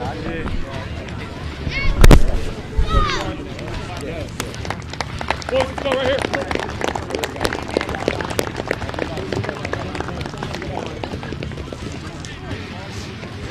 What's up? I'm DJ Wagner, and I play for Camden High. I got vaccinated against COVID-19 so I can protect my teammates, coaches, family, and friends. I got my shot because I know the truth. The vaccine works and saves lives. With the Delta variant spreading, we need you to get off the bench and get in the game. No excuses. The vaccine is the best way we can protect our community. This is your shot. This is your shot. Make it count. For a list of free vaccination locations, visit CamdenCounty.com/vaccine.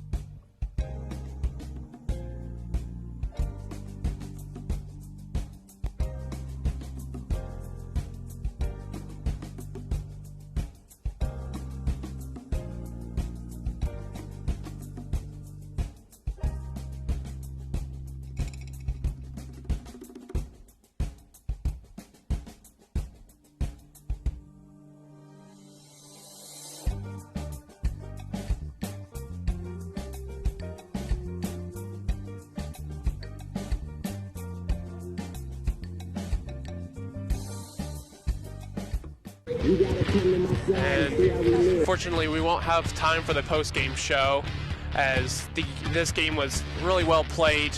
Sterling wins this 3-1. Great job from Mike Berkeley getting the first goal. Josh Moreland able to get the second goal, and Josh Garcia able to get the third goal to really finalize the win over here at Sterling. And that's going to do it right here for the boys game, as we're going to get you some more coverage of the girls game coming up in just a moment. So we'll send you for a little break, and we'll show you the girls game next, live on Channel 19. Sterling wins this 3-1 over Hammonton. And we'll be right back for a girls game.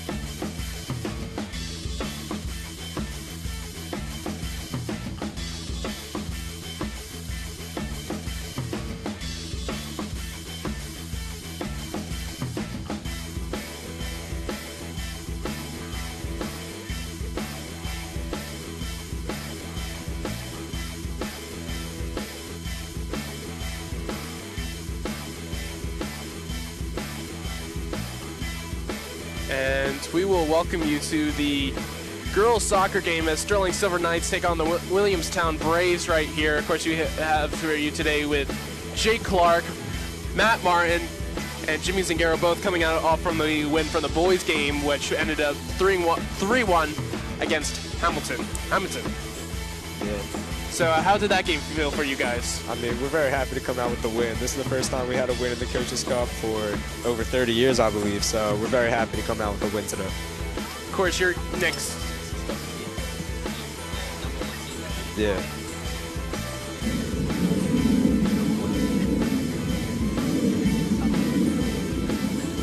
So your next game is against St. Augustus, and how are you already? And that game's on a Monday at 6. And how you guys are looking forward to that game? I mean, obviously, we're just excited for the experience because it's not often that Sterling gets to go and play a prep school like that. So it'll definitely be cool for us.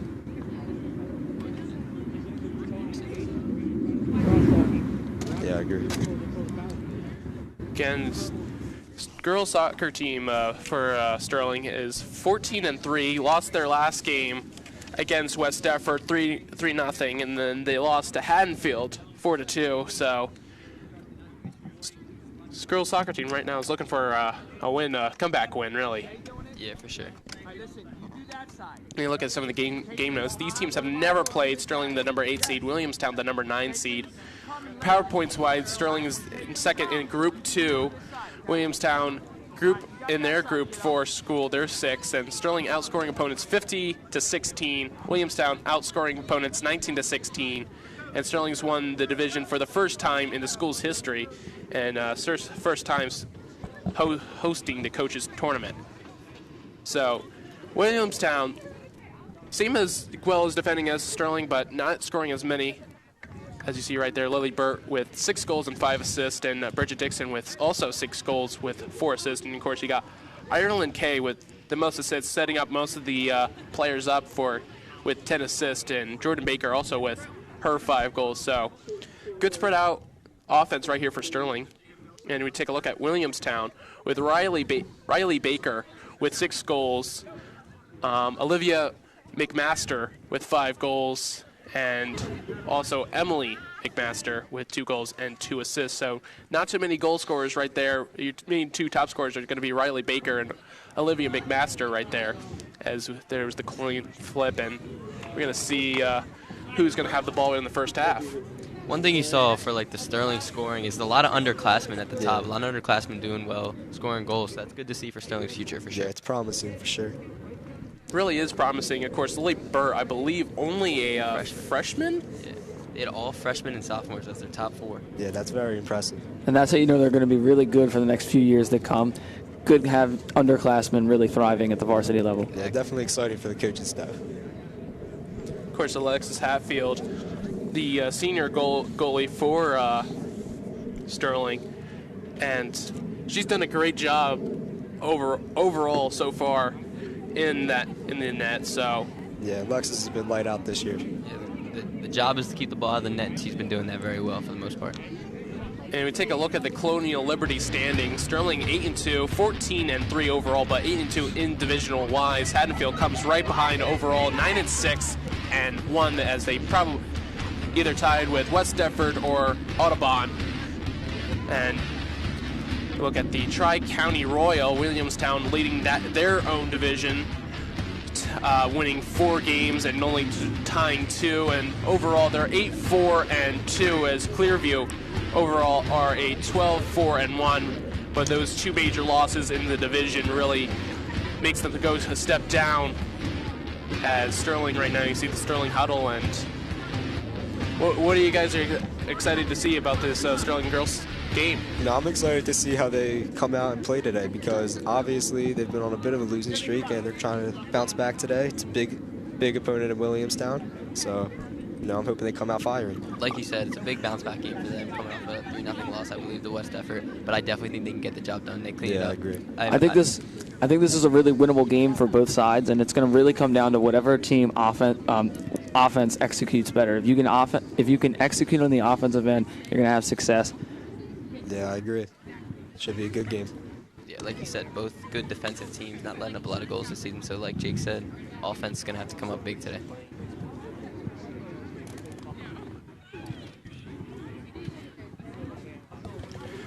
So whoever wins this game will either likely play against the number 1 seeded Eastern or the number 16 Middle Township. So that game will likely be going down to Eastern, as Sterling's going to start with the ball right here in the first half. Williamstown will, of course, kick that one off in the second half. Bridget Dixon will get the game started as the ref checks the captains, making sure that they are ready. And here we go to start off the Coach's Cup right here for Sterling. Sterling's going to try and get something going early on in this first half. Williamstown gets a great interception. Williamstown now going to get a cross opportunity. Sterling right now having to defend, and that's going to be a goal kick right there for Sterling, but big opportunities already for coming into Williamstown. Yeah, very dangerous ball right there from Williamstown to that back post. First couple seconds of the game, you don't like to see chances like that for Sterling. Yeah, and right now Williamstown, good job applying pressure right out of the gate. Got to put pressure on the Sterling defense, and those opportunities to score goals will finally hit in the back of the net. Great kick from Sheehan, as Solomon now on an opportunity here and unable to get anything going, as a great job from number 14 from Williamstown as Josie Curran does a great defensive job, able to get a ball and falls down, and that's going to be a foul right there for Sterling. Yeah, it's unlucky for Sterling. Good press, but If you see that, the ball advanced up the field because of Layla Solomon's speed. That's definitely a threat for every team playing against Sterling is Layla Solomon's speed.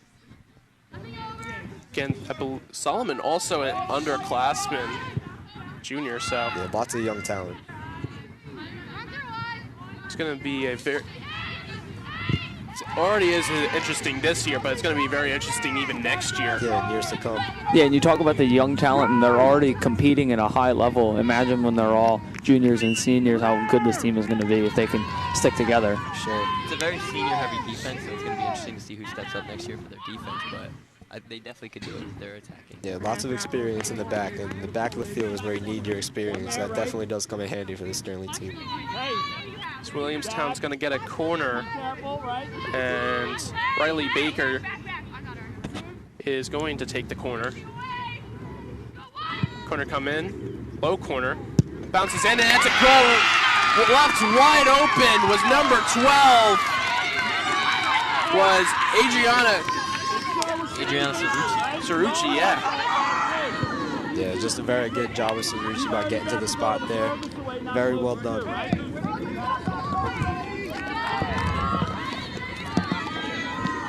And again, you see Williamstown applying pressure right off the bat. Good job executing on the corner kick. Gets an early 1-0 lead. Getting off to a good start is Williamstown for sure. Love getting goals early, especially as early as 3 minutes in. And that sets the tone, especially for later in the game. You're already up 1-0. You can now play with a little bit of a lead. Yeah, it's very important for Sterling now to keep their composure and make sure this doesn't affect the way they play the rest of the game. Yeah, it's a long game. They still have time to pull it back. They're just going to have to play a little bit more attacking, and Williamstown might hold it up a little bit. And not to mention that we mentioned that it is very early in this half. It's only 2 minutes, but now 3 minutes into this game, and Williamstown has already scored, so you still have plenty of time in this first half and a whole another second half to get a goal here, as big kick right there from Ireland K. So yeah, plenty of time for Sterling here to recompose themselves and find a way to get on the score sheet. As we talked about underclassmen, Ireland K also a freshman midfielder. As Williamstown's going to get a goal kick. Both teams only allowing 16 goals, so a good defense is going to be a very good defensive game. Yeah, for sure. That's what we thought. Coming out seeing a goal early was really a surprise. So Sterling's going to have to try and break a losing streak and get a nice, hopefully a good win here. Run there by Aaron Quinn. Eric Quinn, also part of the basketball team girls basketball team, so gonna be seeing her later on in the court in a couple weeks. Of course, Jimmy Zagaro, you're gonna be also on the court soon too. Yep, couple weeks till basketball season. Can't wait. It's honestly, it's one of those things I can't believe it's already almost basketball season. It's flying through the year. Got to focus on soccer right now. Hopefully get this Coaches Cup win, Group 2 win. Now, have you guys ever won the Coaches Cup ever before? No, yeah, actually, Sterling won it back in like 1967. I think Marley said he was 5. Oh wait, that was last time we won. He was 5, and then before we won, it was before like we were born. Like, long time. It was a while ago. They got it at one point. Yeah. Very good step there by Tori Wilsey. Yeah, putting pressure, not letting her turn. Good step by Tori Wilsey. Williamstown already, you can see they have a very composed defense. Number 14, I believe that's Josie Karan, very composed in the back when they have pressure coming together. And you could tell from the Sterling defenses, they're very aggressive. They like to step for balls. You saw Tori Wilsey go for a step, and right after that, Faith Dixon go for a step. It's a very aggressive way of playing, but it's been working for them. Hey, why not? If not, why not? Who's got 3? Okay, listen. As that's going to go, ball going to go out. It's going to be a Sterling throw-in. I believe Tori Wilsey will take the throw-in. Of course, we know she has a very good throw-in, just like you, Jimmy Zagaro. Yeah, very long throw. It's a good thing to have on your team. Yes, win on, again! Just by throwing, so Baker doesn't get a good first touch, so it's going to go back to Williamstown. Good win by Erin Quinn. That's a good job moving the ball upfield. Got to keep it in the offensive zone if you want to apply pressure on this Williamstown defense. It looks really, really sound fundamentally on the back end. Looks like both sides are going to be playing a stopper sweeperish, which would be 1 center back extra far back, 2 outside backs, and 1 center back a little bit closer up.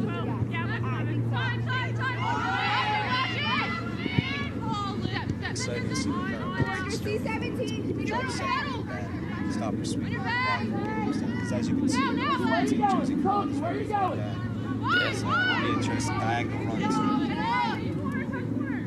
It's going to set something up for Bridget Dixon, just a little too far for Bridget Dixon, and that's going to go straight to the keeper. It's a good look from Shea Wiley, just a little bit too hard.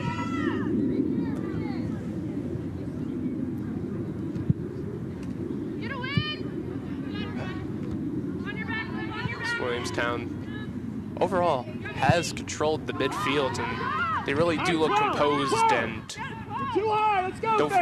don't feel like they're going to rush anything. Hey, recognize, right? Recognize early. Gotta know she's there. That first goal at the beginning of the game definitely helped them settle compared to Sterling, maybe unsettle Sterling. Yeah, I think that really had to make Sterling sort of wake up in a sense. You know, we're down. You know, we're really starting to play, and we're only 3 minutes into the game, and they just put a goal up on the board. We got to wake up. Yeah, Sterling doesn't look too uncomposed. It's going to be interesting to see how they react to being down 1-0 so early. A lot of time left, like we said. Yeah, definitely a lot of time left. Still got a whole nother half. We're only about 8 minutes into the game. Definitely enough time to tie this game back up. Now, a little bit of an interesting factor now kind of coming in. Sun's kind of trying to reach through the clouds, and Sterling's kind of facing the sun right now, so is this going to affect Sterling maybe, or maybe not? Good job of holding it. You can't get it and have it come from us, right? I know personally Turn in the space. Turn in the empty space and go. Look for the switch. When you're trying to kick these balls in, it's absolutely blinding. So hopefully earlier in the morning, the sun isn't going to be that much of a factor. We'll see.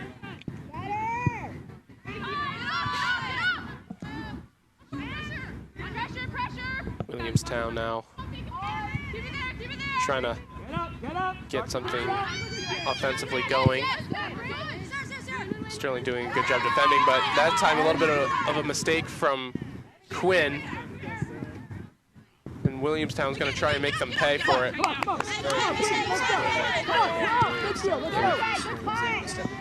Williamstown's having very good build-up right now. Gab Palladino carries. Palladino's going to give it to, tries to give it to Solomon.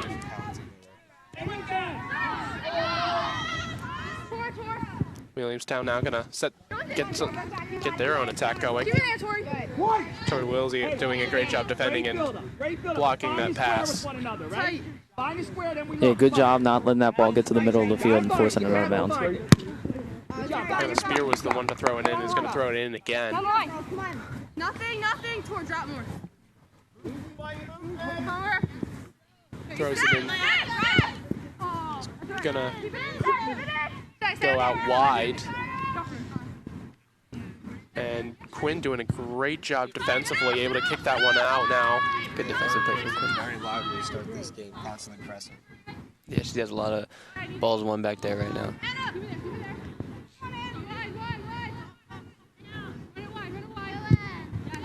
Comes in the cross, and that's going to be another corner here for Williamstown. Of course, Williamstown scored off that corner.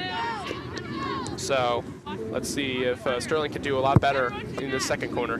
Hey, we're talking, right? We gotta attack the ball. Come on. Gotta follow their marks this time. That girl number 12 was left wide open last time.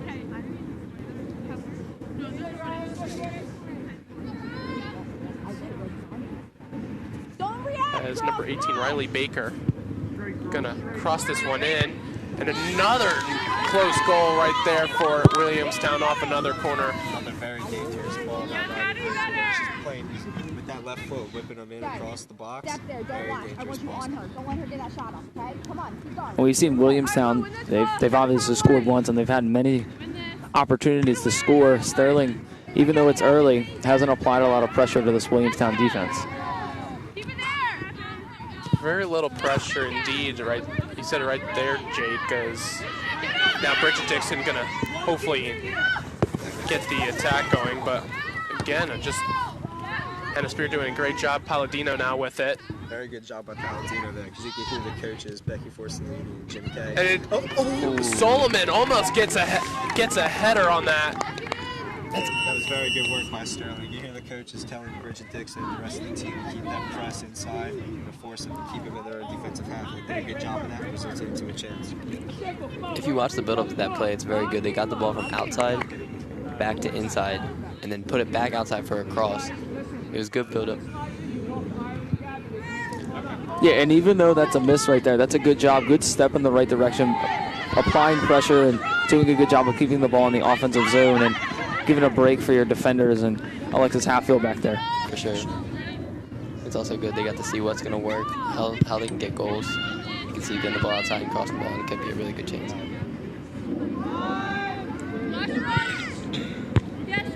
Denied by Tori Wilsey.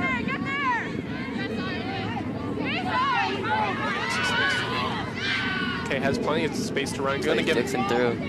She's about to go. That's a good move. And that's going to be Sterling. Great job from Bridget Dixon to equalize. Great ball. Great ball from Ireland Kay and a great finish from Bridget Dixon all around. Good goal for Sterling. Great move from Dixon there to be a defender and open up space for herself. Yeah, great pass. Good job by Dixon getting to the ball quick. Quality finish, too. That body fake really made the play today. And then I think, you know, that last possession where the header missed the goal, I think that builds, and now you're putting pressure on this Williamstown defense. They're going to have to, you know, they're not going to stay composed if you keep applying pressure. Yeah, we talked a little earlier. Yeah, we talked a little earlier about how Sterling would respond, and you can't respond better than getting a goal back. So very well done. Keep it there, Tori. You had two options. Go with Solomon or Bridget Dixon. They decided to go with Bridget Dixon. Bridget Dixon stays cool and collective and finishes it that nicely. It was a great pass put right on the money by Ireland Kay right there, and then Bridget Dixon doing a great job. You said it, Jimmy, with the fake, and then that really bought her enough time to put it in the back of the net. Another good defensive play by Erin Quinn. Yeah, Erin Quinn's been cleaning up back there so far in this game. Solomon gonna pressure Quinn right there to get there, and that's gonna be a Williamstown throw-in. Also a great fan turnout for Sterling and Williamstown game. And that ball's gonna go out in the Sterling throw-in. So you good? Yeah, Sterling looks very lively after that goal, like they got a new life. Of course, Ireland Kay had 10 assists before this game, now with her 11th assist. Yeah, that's extremely impressive for a freshman. To get double-digit assists in a season, that's a very good accomplishment, and it just shows that, once again, for the future, Sterling has a lot of young talent coming through. A lot of young talent, and it seems that this team has a lot of good chemistry. You're going to keep that core together for 3-4 years to come. Oh, yeah. Of course, Bridget Dixon also coming in with 6 goals now. That's her 7th goal again, sophomore. So that was a great clear right there. We're good, ladies. We're good. We're good. Number 18 for Williamstown, Riley Baker, with their left foot. She's been playing a lot of dangerous passes through this midfield, so that's something Sterling's definitely going to have to look out for.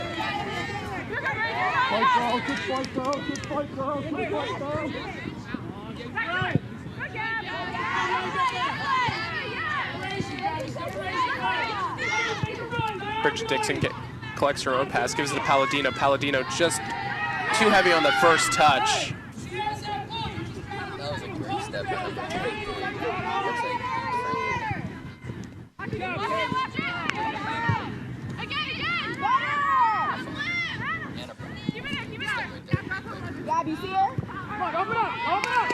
She now is going to kick that one away. Great boot by her. Baker with it. Great job from Baker there, running through the ball. He's going to give it to Solomon, or at least try to, as the keeper of Williamstown comes out. Madison Shrill. See that? That's the power of playing a stop and shoot. Back there, you look up into Solomon. Time to come out and stop. Zingaro.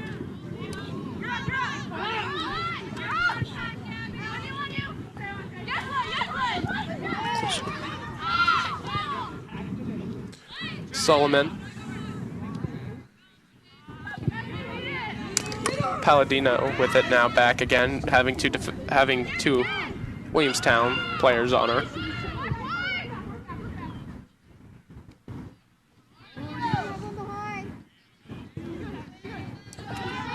Quinn just going to kick this one out. Kept in actually by Williamstown, and that's going to go out, and now it's going to be a Williamstown throw-in. Another good play there by Erin Quinn. We said her name a few times early in this game already. There she is again. Good job winning that 50-50 ball, and there's going to be a foul. Hands to the back. Can't push her hands. Push it from the back. And take a look at this, and just a little too much contact right there. You can see here on this replay, it's not jumping straight up. Shay Riley now with it. Giving it to Solomon now. Very nice turn. Play the ball down the line. Goes out of bounds. Solomon very close to keeping that one in, but just heads slightly out of bounds.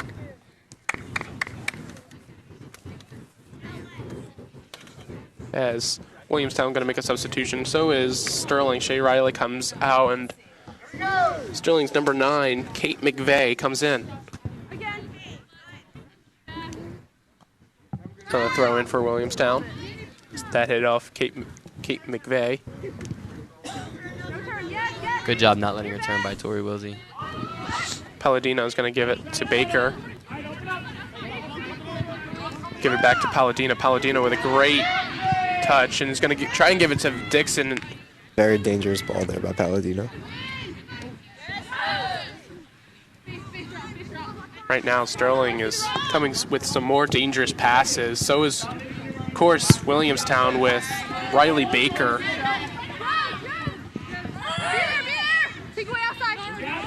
You know, John, you were talking about the sun. Sun started to go back behind the clouds. Don't know that the sun's going to be much of a factor, at least early in this game. Ooh, big kick right here from Riley Baker. Not afraid to take it from deep. Yeah, letting loose from about 30 yards out there. Good effort, though.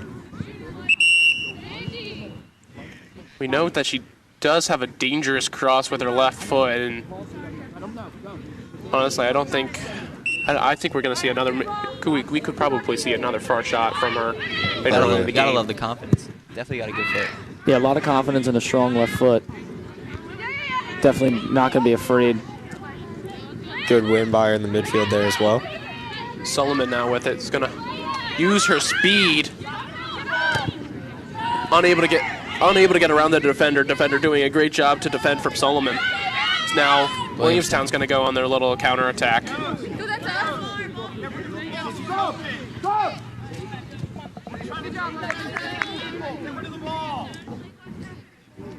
It's a dangerous spot to lose the ball for Sterling. You know, a little bit in front of the half. All their midfielders up, losing the ball. Williamstown looking for a promising counter attack, but it was good by Sterling to recover. A great throw-in right for number 6, Tori Wilsey. Palladino's going to take her own far-away shot, and why not? Yeah, very dangerous ball there from Palladino. Had to keep her backtracking. It was worth an effort. Was worth the effort, and you never know. With those, sometimes when you backtrack, you can always stumble. Yeah. You know that being a keeper, John. Yeah, I do. And ball to the corner by Palladino. See if what Williamstown does, and a great footwork right there from Hannah Spear. Good move. Take a look at the replay, and yeah, very good footwork there by number 5. Crafty move. And then Jade Wiley comes in out of nowhere and takes her out.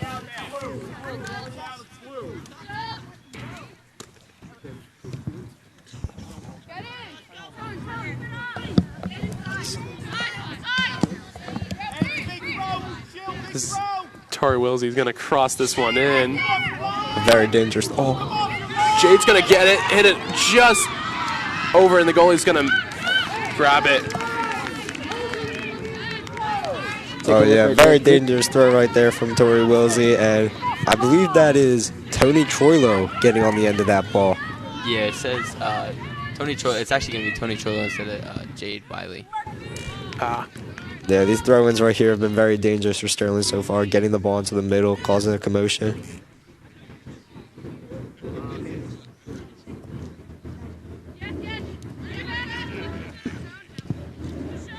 Good clear right there by Williamstown. Tori Wilsey going to try and clear this one up. Goes straight to a Williamstown attacker, as they're going to give it right back to Sterling. Yeah, good work by Sterling right there to track back on defense, because Williamstown had a counterattack opportunity there. They had a lot of numbers running forward.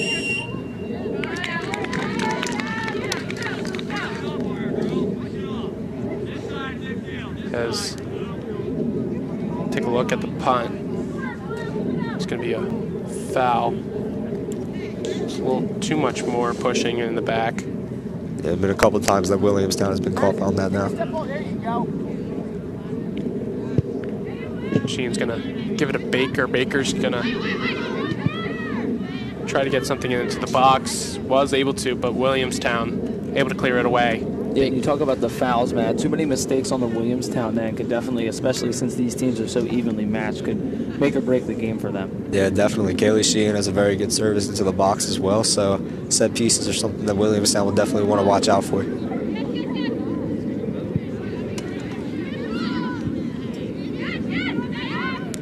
Palladino able to get it back now. Advantage was, I believe, was played on.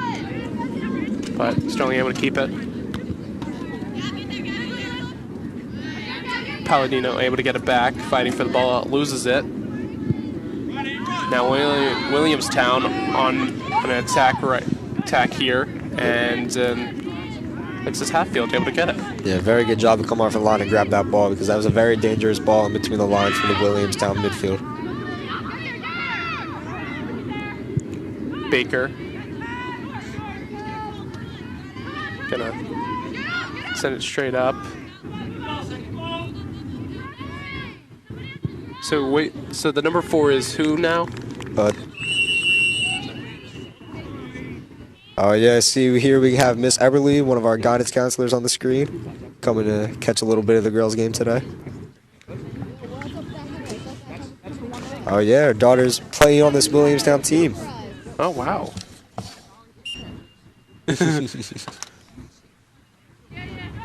Now, who does she actually cheer for then? Oh yeah, she's probably torn right now. I mean, I feel Personally, I gotta go Williamstown for mine. Yeah. Definitely Williamstown. Yeah, if I had a daughter on Williamstown, I think it's the obvious choice there. Gotta cheer for family.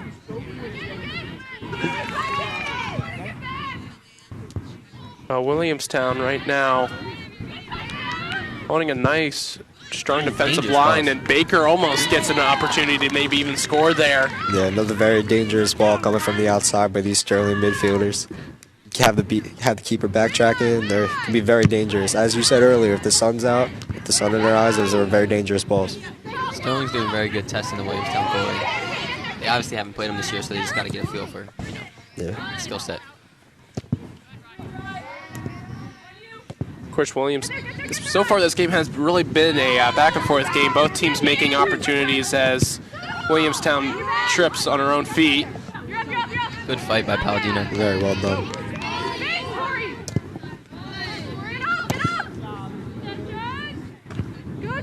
Good job from Tori Wilsey, able to get the header on that and keep it going. Now McVeigh is going to try and collect the ball, and that's going to be a foul on McVeigh. And of course, here to bring you the game, of course, is Jay Clark, Matt Martin, and Jimmy Zagaro. I'm John Howard here to bring you live coverage of the girls' game right now. Sterling tying with Williamstown 1-1. Just 25 minutes into the first half, unofficial. Well, 25 minutes unofficially, of course, because the refs have the official time as always. And that's going to be a foul again on Tori Wilsey, right? Going to take a look at the replay. Yeah, just got a little bit too excited there, Tori did. And a little stab in.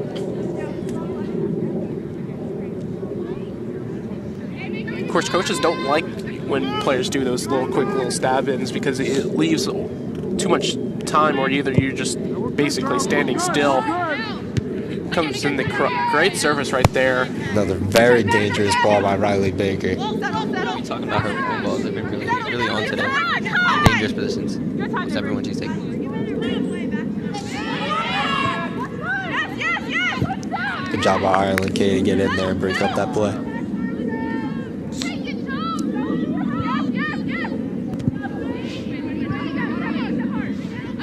Williamstown hasn't had, since the first goal, hasn't had too many other opportunities. Well, has had opportunities, but not as much as that after they got that first goal, though. Yeah, they haven't had an opportunity like their first goal, not another good one like that. Sterling's had a couple, put one away. Yeah, after Williamstown's first goal, Sterling did a very good job of responding. I feel like they've definitely had the tempo going in their favor. Yeah, they've been pushing the ball up on the offensive side of the ball for Sterling a lot more, and I think that's given the defense a lot more time to sit back and not have as much on their plate. Yeah, for sure. Yeah, very sure. It's tough being a defender if you get a lot of pressure on you. Oh yeah, this Sterling girls team, they have a lot of good chemistry too. You can tell on the field they're communicating to each other, speaking to each other, telling them when to press, how to make runs, and that's just something that's very important. Yeah, doing a very good job of it. Very vocal team, a lot of leadership out here.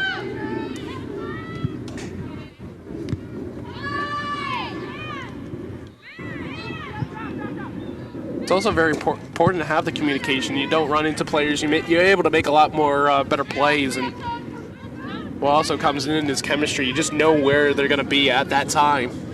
Someone talking is like another set of eyes. Yeah, a lot of these girls on the Sterling team have been playing together for a long time, so the chemistry is definitely there with them.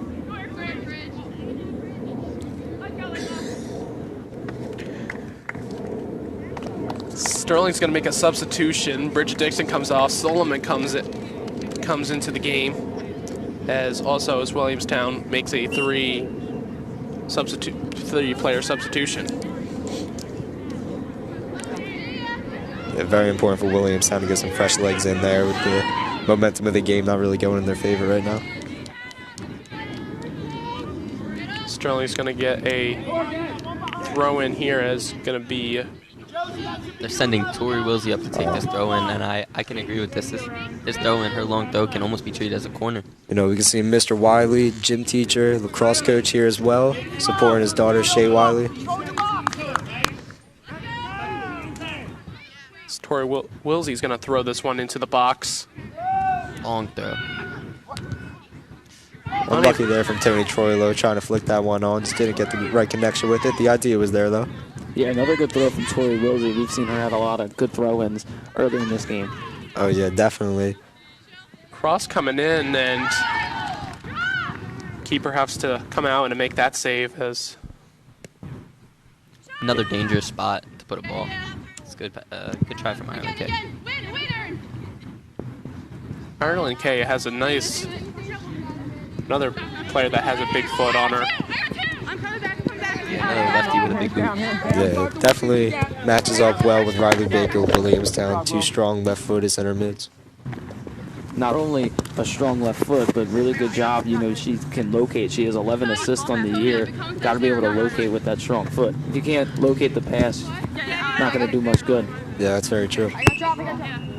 And that's going to be offsides on Williamstown.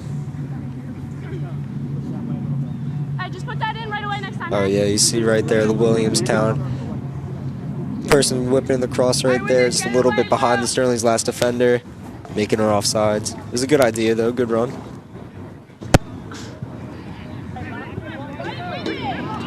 Good flick on from Gad. Yeah, you can see Ireland K right here coming to her left. Lots of space. And a great ball into Tony Trullo. These two in the midfield, Gab Palladino and Ireland K, can really pass the ball very well. Yeah. We have Miss Eberly here. Let's see how her touch is. Quality. Quality touch from Miss Eberly right there on the sideline. Made it look effortless. Sign her up. Sterling's best.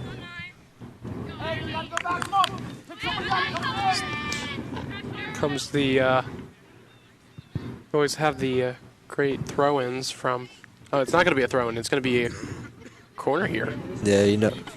Yeah, freshman Ireland K on the corner here. We know Sterling has been very dangerous off set pieces and corner kicks this year. Lots of goals scored off of them. So we'll see if they can grab another one here. Here it goes in. Ball's in the center. That's a goal. That's a great goal. That goal starts with a good ball from Ireland K to the front post. Tony Troilo with a good flick on, and Jordan Baker just puts it in. Yeah, we talked about it earlier. Tony Troilo, you can see here on the replay, Ireland K whipping the ball to the front post. And just a great job here by Tony Troilo, flicking that ball on, putting Jordan Baker in a very dangerous spot to just be there, tap that ball in. Yeah, and if Tony Troilo doesn't get a hand on it, or a foot on it, sorry, this is soccer. She doesn't get a foot on it.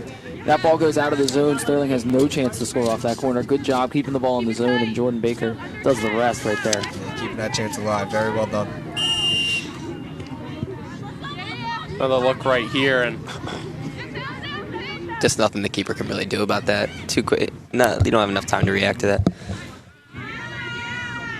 Great place, right time. Very true, John. Very true. And, you know, that reminds me a little bit of the Williamstown school at the beginning of the game. Just a little bit of lots of bodies in the box, someone there tapping it.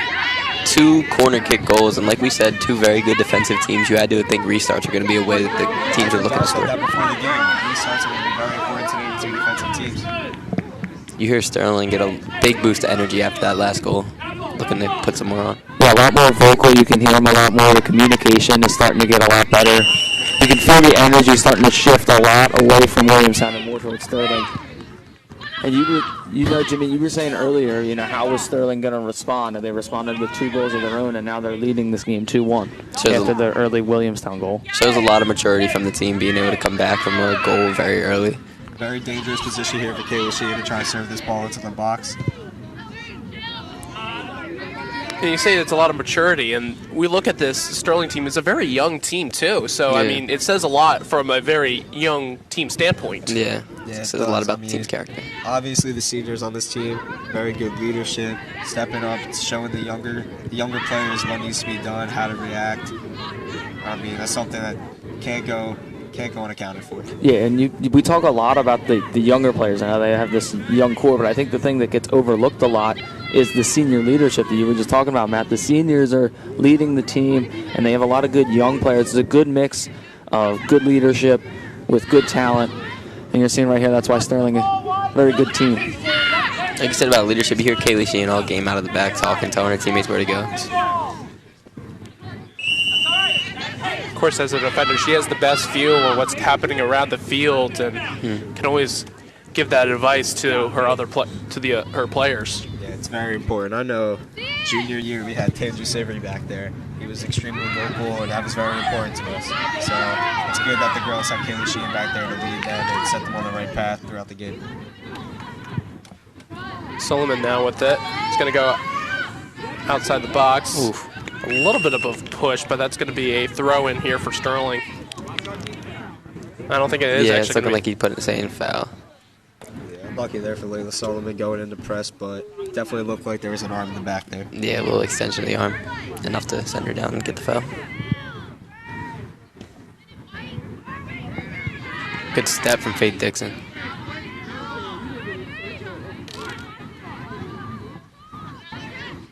Of course, it's always difficult for those refs because you never know like how hard are they really pushing and if they're just gonna like fake it. Yeah, it's a lot of momentum too that sends them down. So it's like you got to know how hard the defender really pushes the person with the ball. It's very hard to judge when somebody's just flopping or if there's truly contact on the play.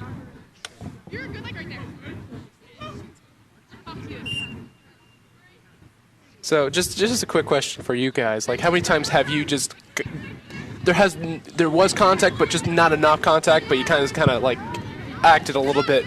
I mean, I feel like I've done it a couple times, but I feel like that's actually a thing that like our team, like we get in trouble with a lot. A lot of other teams are good at it. It would benefit us if we did it more, but I mean, in my opinion, that's the hardest part of the game because it's not a natural movement, and it's hard to kind of just throw yourself to the ground whenever you feel contact. But I feel like if Sterling, like our boys team, if we were better at it, we would definitely earn some more calls.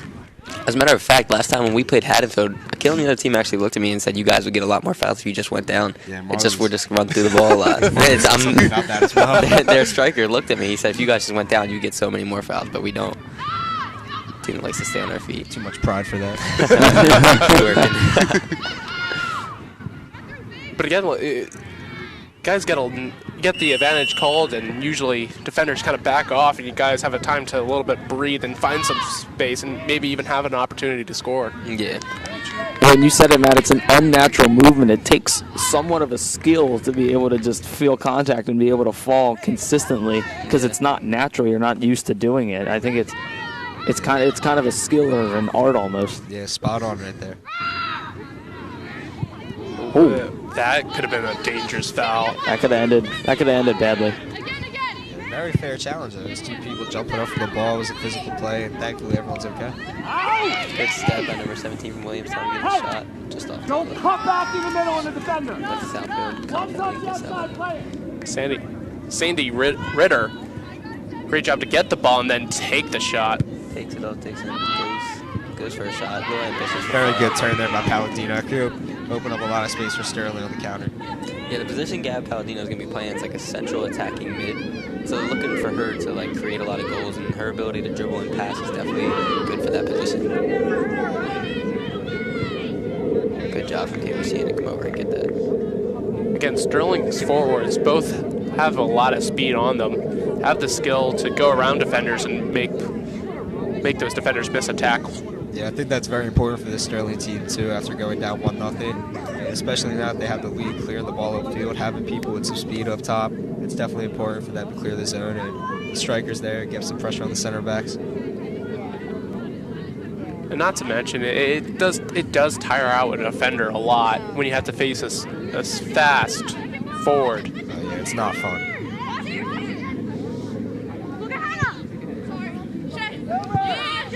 Good cross right here. Williamstown still with it.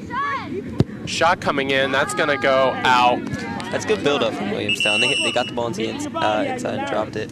Yeah, two subs coming in for Sterling now, too. Jordan Baker and Bridget Dixon checking back into the game for Kate McVeigh and Tony Chorlo. Just wide to the outside, high and right. There, number 23, Brianna Berner. right there. It's the one to try and take the shot. That one ends up going wide. You know, we talked about earlier the response for Sterling coming out after that goal, and I mean, if we're being honest here, Williamstown just seems a little bit flat. Seems like they're not responding the perfect way. Yeah, I honestly think Williamstown thought Sterling was going to just roll over and die, and Sterling came back with some life, and they put up 2 goals on the board, and now Williamstown has to find a way to get some energy and respond. Yeah, I agree. It's definitely important for Williamstown to make sure they end this half strong.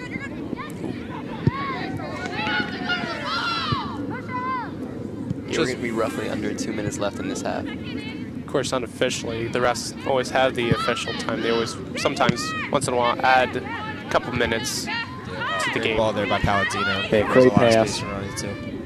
See a great job from Faith Dixon today. Stopping the ball and not letting much get behind her. That's big from a stopper. Josie Karan very composed there with the pressure on her back. Brianna Bruner, good keep, playing the ball on the line. It's going to be a big throw from Tori Wilsey with the throw. Great throw from Tori Wilsey. Opportunity is sun's really showing it. Feeling good now. The sun's out now. Cold.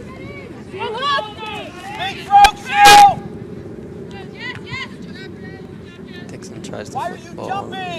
This sun is something that will definitely play into Sterling's favor in the second half, nonetheless. Shooting the Williamstown keeper is going to have the sun in her eyes, so shots from a little bit farther out will definitely be a bit more effective. Definitely coming at a good time for Sterling. Only roughly one more minute left defending this half. I might need some sunglasses right now. Okay.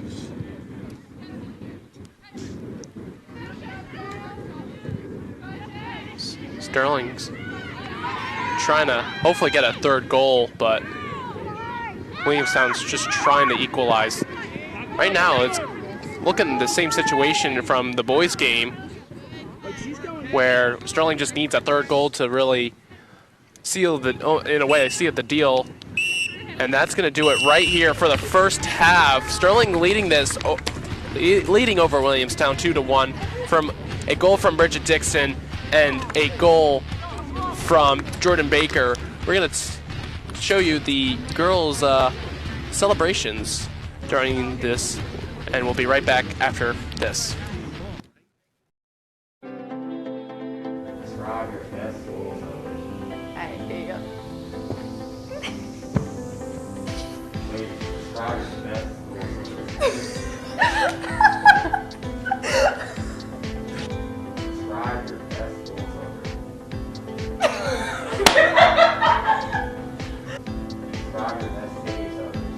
Yeah!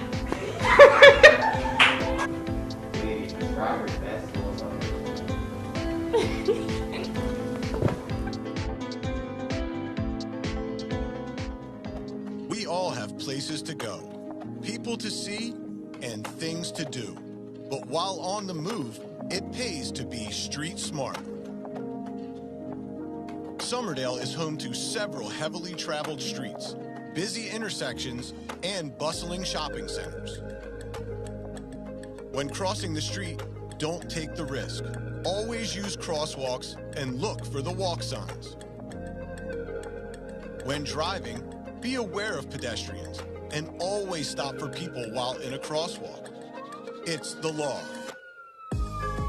Please pay special consideration when children are present, as well as when our students are traveling to and from school, as many of them commute on foot every day. For all of us, while walking, biking, or driving, please pay attention and put down the phone. In the time it takes to look at your phone, accidents do happen. Let's be safe and recognize our surroundings, as well as our fellow travelers. Somerdale is a proud partner of Street Smart New Jersey's Pedestrian Safety Education Campaign. Learn more at bestreetsmartnj.org. And let's be street smart, Somerdale.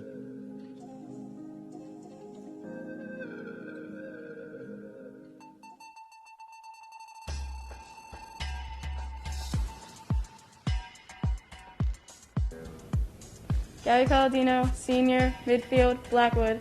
Samantha Rhoda, senior, defender, Somerdale, New Jersey. Abigail Rhoda, senior, forward, Somerdale, New Jersey.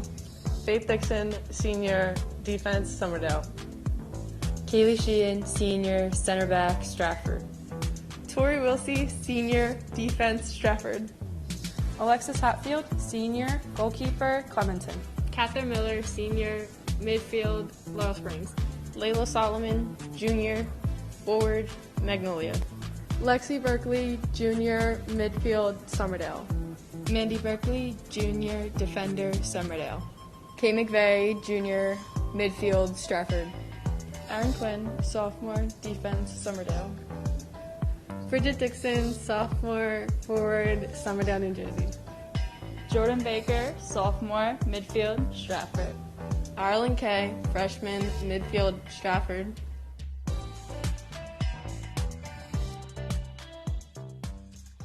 What's up? I'm DJ Wagner, and I play for Camden High. I got vaccinated against COVID-19 so I can protect my teammates, coaches, family, and friends. I got my shot because I know the truth. The vaccine works and saves lives. With the Delta variant spreading, we need you to get off the bench and get in the game. No excuses. The vaccine is the best way we can protect our community. This is your shot. This is your shot. Make it count. For a list of free vaccination locations, visit CamdenCounty.com/vaccine.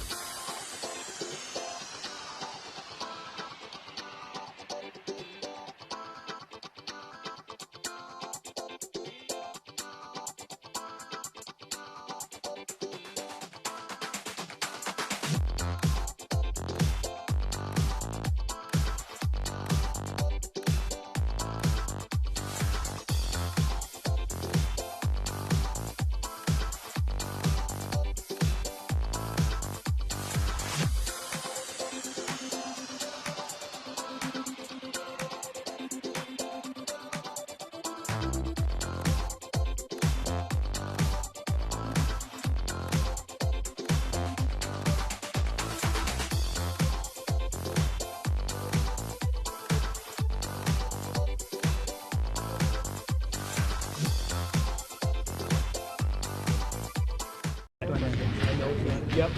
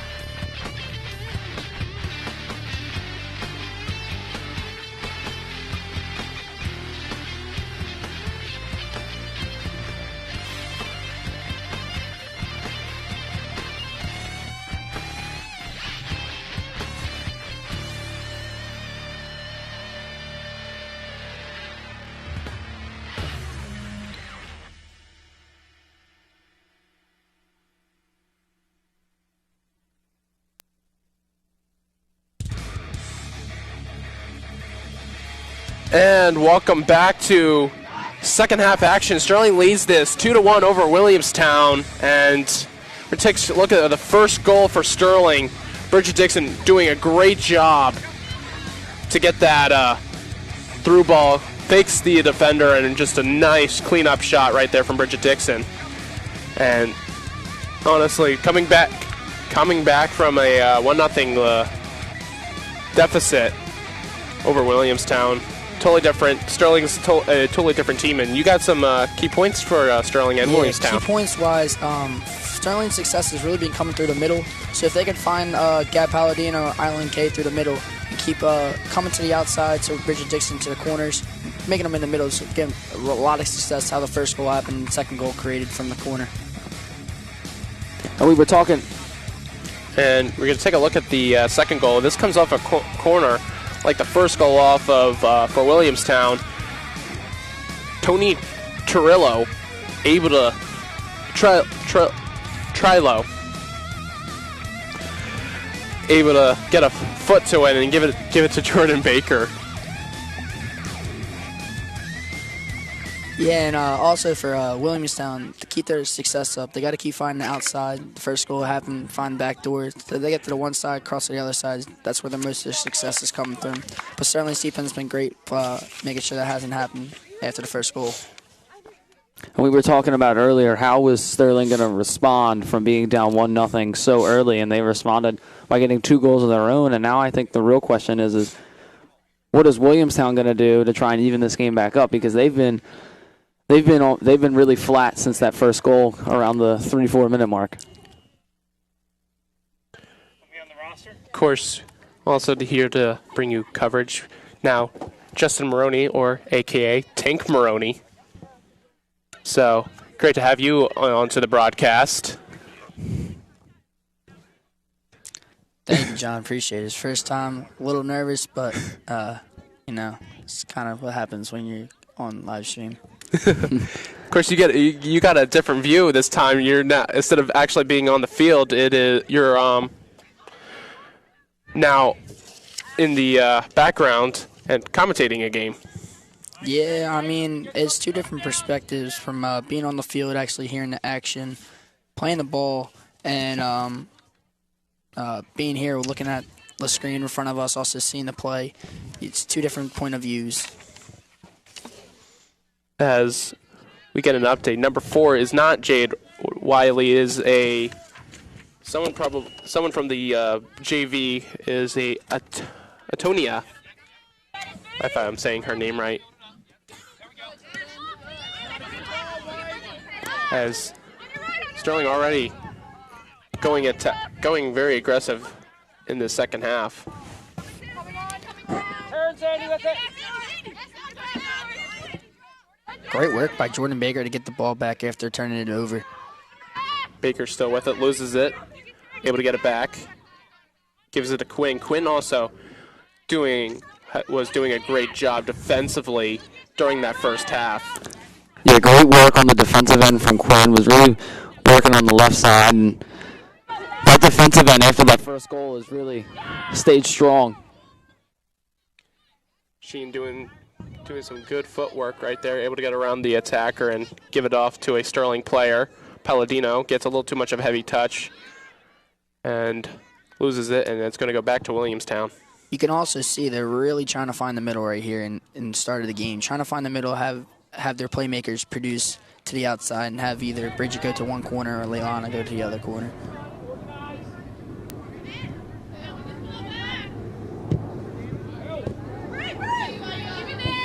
Of course, we also mentioned Riley Baker on Williamstown with a good left foot. Anytime that she's able to get a set piece, she's really has been really dangerous on those set pieces. As Williamstown's going to try and kick this one out and away. Bridget Dixon tries to get it back, but unable to. Maybe a foul right here, late tackle, and After the play, ladies, after the play. That's going to be called against Sterling. Good aggressiveness to come in, try to win the ball, just a little too hard. Baker comes in just a little bit too late. And Williamstown is going to get the free kick. Quinn able to win the ball. Baker. That's going to go out, and Sterling's going to have a throw-in. And Quinn about to throw the ball in.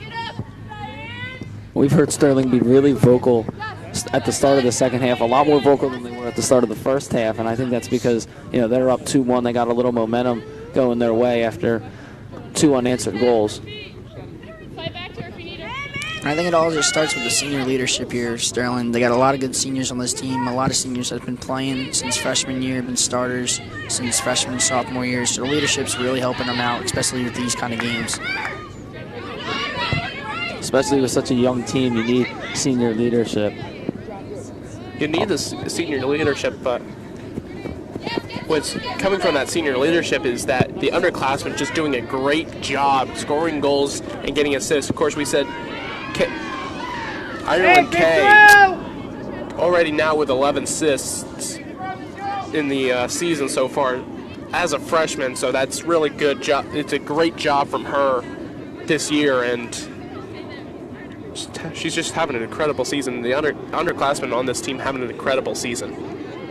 And the coaching staff's got to be thrilled. They have so many good young players. They're going to be good for years to come. Ball loose. Solomon able to score. Keeper drops the ball. Keeper is still down.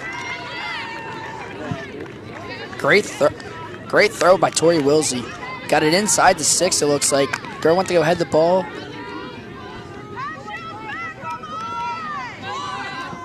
You know, we talked about earlier applying pressure. That right there is applying pressure. A good throw in inside the 6. And Sterling applied pressure. So many people inside of the 6 and in the 18. Somebody got a foot on it. Put it in the back of the net. Like Jimmy talked about earlier in the stream in the first half, you know, scoring a goal in the first 5 minutes, 10 minutes is big. It's huge impact to the game. Just gets that momentum to your side, and Sterling came up again this time to do it. It was very good to actually put it up, you know. Now we're up by 3-1, and let's see if they can put in another one in the first 10. Sterling leading this now 3-1. Let's see what Williamstown can do to say to that. But also, John, I think that's Sterling's biggest thing is, you know, Tori Wilsey can throw the ball, I think, as far as I've ever seen the ball go from one side to the other. And their corners-wise, Ireland's been, I mean, those have been perfect corners. They'd be going inside the 6. The girls are crashing, going for the ball. They're hungry to get the ball. I mean, I think that's the biggest, if you're looking as another opponent, another coach, you know, the biggest thing is they're feisty to get the ball, every one of their girls.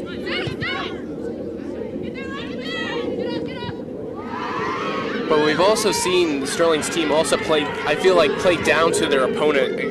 And the biggest game that I saw that was against Audubon, where Audubon scored early, 1-0 down, and Sterling really had to claw themselves up as they were able to get a late equalizer in the second half of the game, and then they took double overtime for the goal of Solomon to even. Yeah, I mean, the past couple of 2 games hasn't went their way.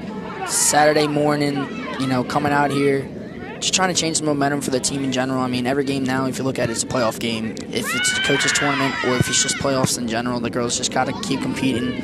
Got to, you know, they have a great friend group out here, and just got to keep playing together as a team.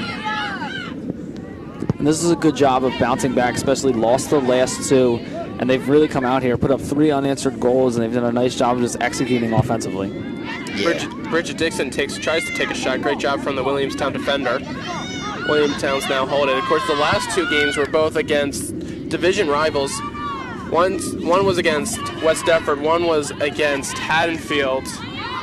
And the West Deptford game ended, the last game that they played was on the 21st. That game ended 3-0, and the Haddonfield game ended 4-2, so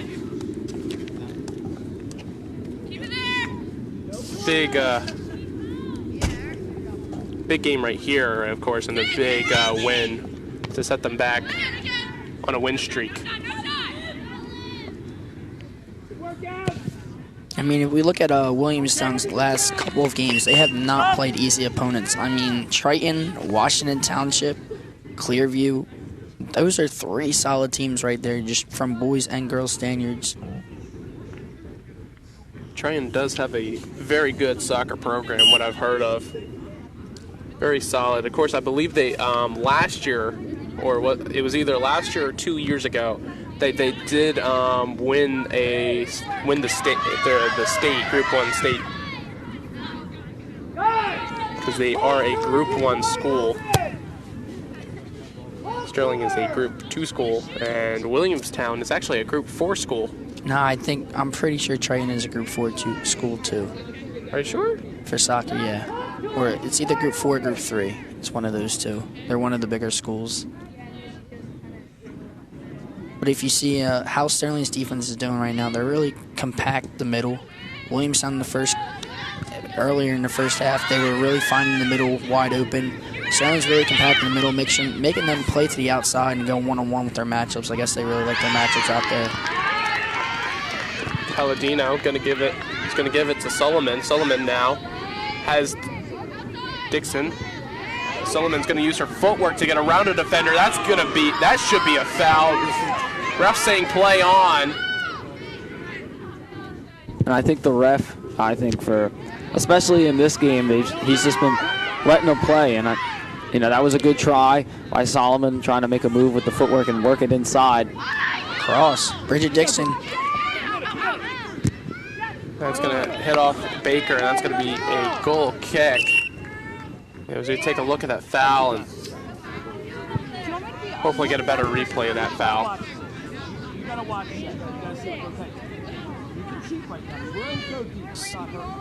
This is going to be a take a look at it right here. Looks like she just tripped, and they got Sterling's player came on the end of it. It's unlucky right there. We were talking about it earlier in the first half. There's a lot of momentum that goes into when you're running full speed and you have to try and stop yourself. I don't know that there was anything intentional right there. We believe it's going to be a foul against Williamstown. A little too much pushing or in the back, or something that the ref did not like. We're not 100% sure, but either way, this is going to be a free kick for Sterling. Very dangerous opportunity. Sterling unlucky to put a foot to that one, and you can see right here at near the end of this that someone almost could got a foot to it. Number 17, which is Shay Riley, could have got a foot to that, just a little bit off. Wiley.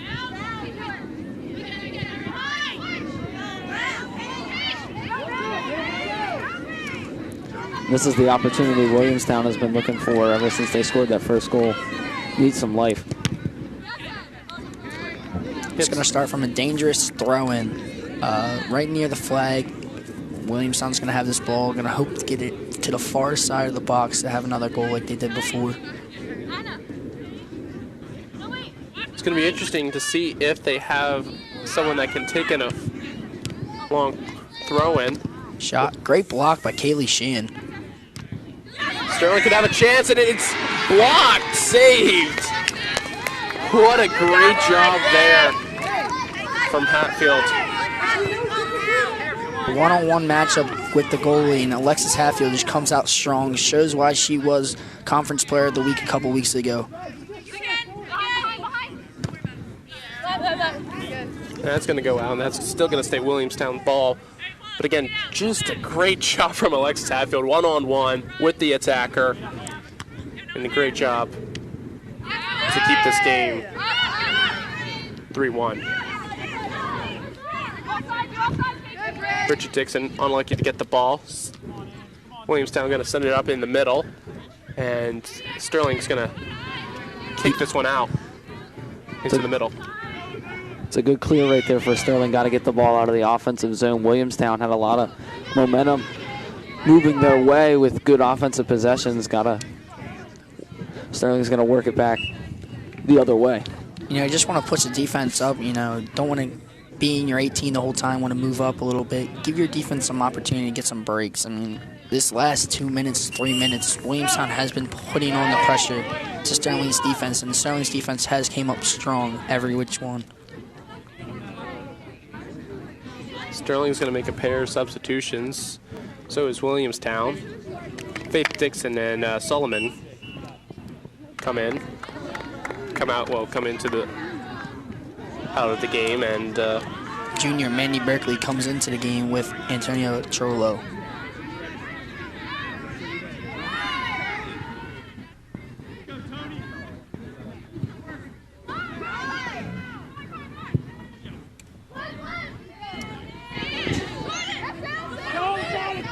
Williamstown now. He's going to send one up down the middle, see what Sterling's defense can do. Sheen a little bit in trouble, gives it straight to Williamstown. Here comes a cross, and defended well, still in play. Cross comes in. Better back there! Better! Quicker, stronger! Looks like there was a little miscommunication right there between Tori Wilsley and Kaylee Sheen, which one was going to take the ball. Jimmy Kay, head coach of the girls soccer team, didn't like what he saw from the defense right there. Wanted it quicker and stronger, so quicker getting it out of of their own zone in their own box, and can't blame them, honestly. You were giving Williamstown way too much time in that box, and you were playing it inside the box too. Yeah, like the first 7-8 minutes, I think that's when they scored, was all in Williamstown's zone. Now if you look at it, Williamstown has really picked up the pressure, giving up a goal early.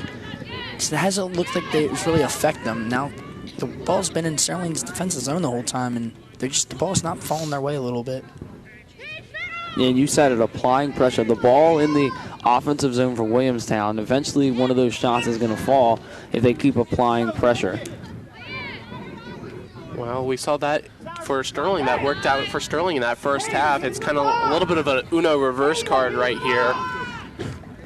Williamstown scores early in the first half, and then releases and then gets scored on twice in that first half. Sterling now gets scored on, scores early in the second half, and now Williamstown's playing all in Sterling's half. Yeah, when they scored, it looked like Williamstown was going to, they were really controlling the game. A lot of the girls were getting touches. Ball was going from side to side. It wasn't like one girl was dribbling through everyone. Everyone was getting the ball. The communication out there and the ball movement was really good. And then out of nowhere, it's just Sterling, I guess, a little slow start, I would say. And then they started to find their groove, find the game that they play, and it started to help out, and that's why they put in 2 goals in the first half. And it came and it contributed after, the halftime talk, and came in right in, scored like, I think 4 minutes in the second half, which is amazing as a Sterling program to come in early to score, especially in a 1-goal game to put up 2. I mean, no lead's enough, but still, to have a 2-goal lead feels a little bit better than a 1-goal lead.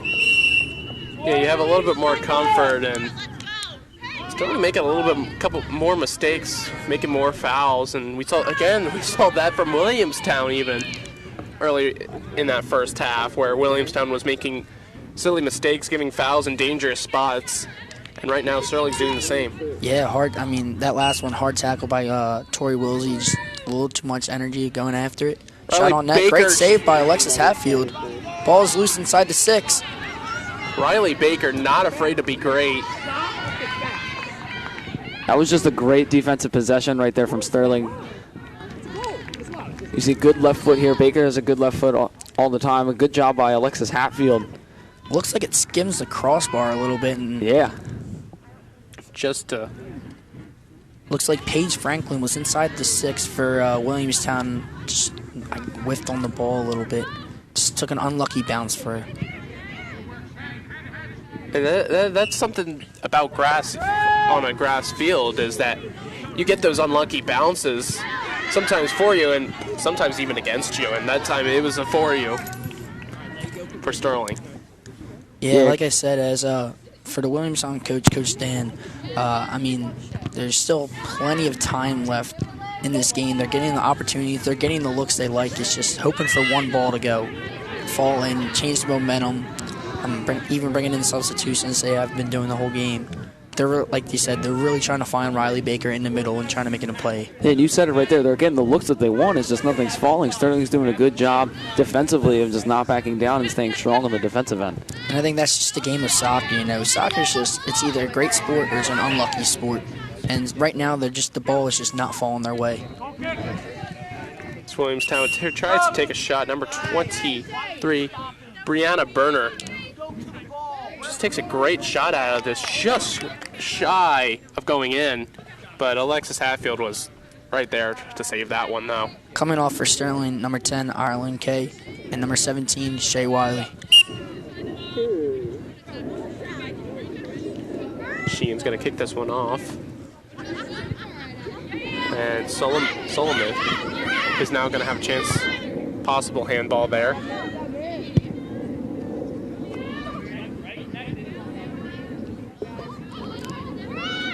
Now Williamstown gonna try and get something going. Still has opportunities. Had a big opportunity, of course, with Riley Baker on that free kick. Speaking of Riley Baker, he got the ball right now. Strong left foot. Great work by Sterling's defender, Gab Palladino, to make sure to keep her to go in the same way instead of switching the field where all the team was.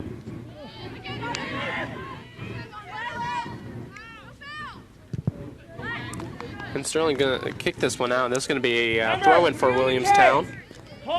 He's in there. Final third. Another throw that's gonna be very dangerous inside. Looks like it's gonna be inside the 18 for the throw-in wise. So the ball should be bouncing around the top of the 6 or even in the middle of the 6. Williamstown's gonna throw this one into the box. Still stays into the box. Can Sterling kick this one away? Unable to, but Kate McVeigh able to get a better foot to it and at least kicks it out of the 18-yard box. Now Williamstown going to have to try and start something again as a bad first touch right for there, and Sterling's going to have a throw in with Quinn's going to throw this one in. Solomon now tries to head it over the defender, unable to. Let's see if she can get it. A little bit of pushing and shoving right there between the two players. I think right now the biggest key for Sterling is they're putting, when Williamstown's defense has gotten the ball, they're putting a lot of pressure on their defense to force them to make turnovers, to giving them those opportunities so you know how the first one's going to go in. But they're really putting pressure on their defense, making their goalie come out and making the saves. Yeah, you said it. They're getting the looks that they want. It's just nothing's falling, and I think that's a testament to Sterling's defense right here. Solomon could have a chance, another chance to score here, but unable to as McVeigh has it. Wilsey gives it to McVeigh. McVeigh's going to cross this one in. Chance for Baker. Baker unable to get a foot to it. Great ball movement by Sterling's offense. Great cross. Baker could have gotten it just unable to get a foot on it, yeah.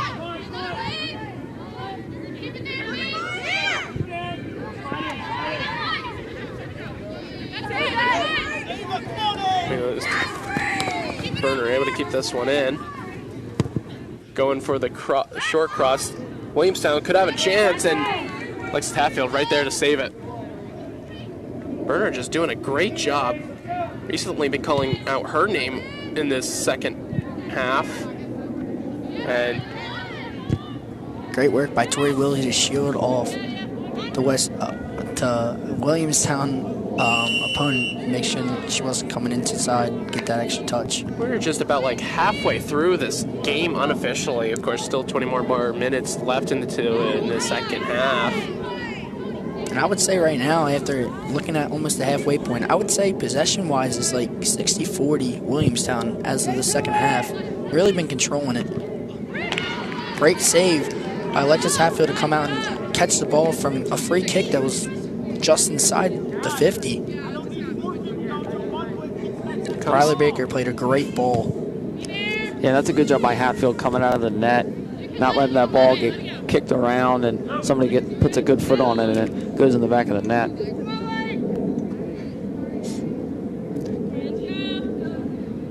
And if you're at Williamstown, you really got to be applying pressure here. Less than halfway in the second half to go.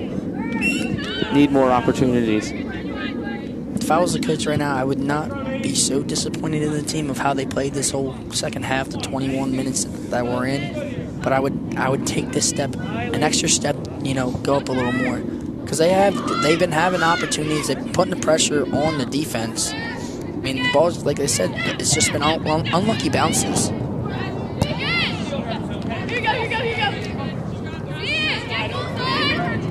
You can just see off the throw, and they're picking up the intensity. The momentum's going up a little more. The girls are starting to feel it. Let's see if they can put one in the back of the net, or Sterling's defense can stay up strong once again. Yeah, they know time's running out. They got to move quick. Can't be lollygagging. Got to hustle. Time is not really on their side for Williamstown. And Williamstown's got to find 2 goals on a very strong defensive team of Sterling. Yeah, great defensive effort from the whole team, and a good job by Alexis Hatfield in the back of the net there.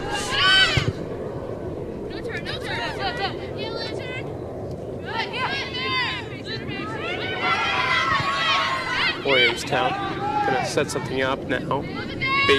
Riley Baker with it. That's a good job by Jordan Baker, forcing her to the right side. They all know she's got that strong left foot. Make her use the right foot.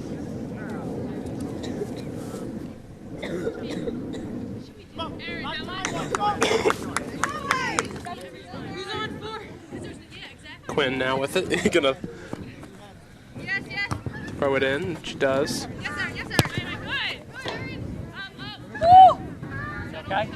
I think that's one of the defenders for Sterling's defense that has really helped this defense out. Is Erin Quinn. She's been a strong, I think, left back she plays, right back, doesn't really matter. The back and defense in general has been strong back there. Hasn't been letting opponents get past her. I feel they're able to do a great job, able to keep that one. And again, Berner gives it to one of her players, and Hannah Spear is number 5. Yeah, just a little too strong on the cross right there. Another opportunity that Williamstown had. They're just not going their way right now. They're getting a lot of opportunities, and it's just not going their way. Great pass, Mandy Berkeley to Kate McVeigh up to Solomon now with it. She tries going around a defender, unable to, and that's still going to be Sterling's ball. Sterling throwing right here for Sterling it on the far side.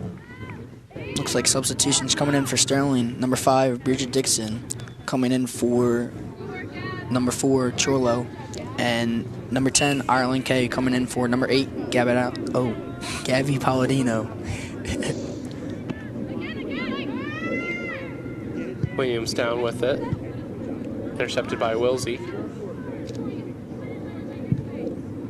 And Kate McVeigh gets a little piece on that one, and Williamstown's throwing.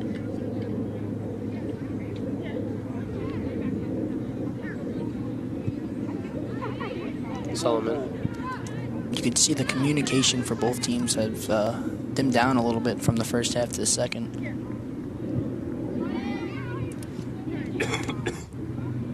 But we are unofficial right now, but it looks like we are under 15 minutes unofficial right now. Sterling just doing a great job, and great job all around, especially offensively in that first half, and then early in the second half they were able to execute, and then Williamstown put the pressure on, and Sterling did a good job defensively. That's a good job defensively there by Williamstown.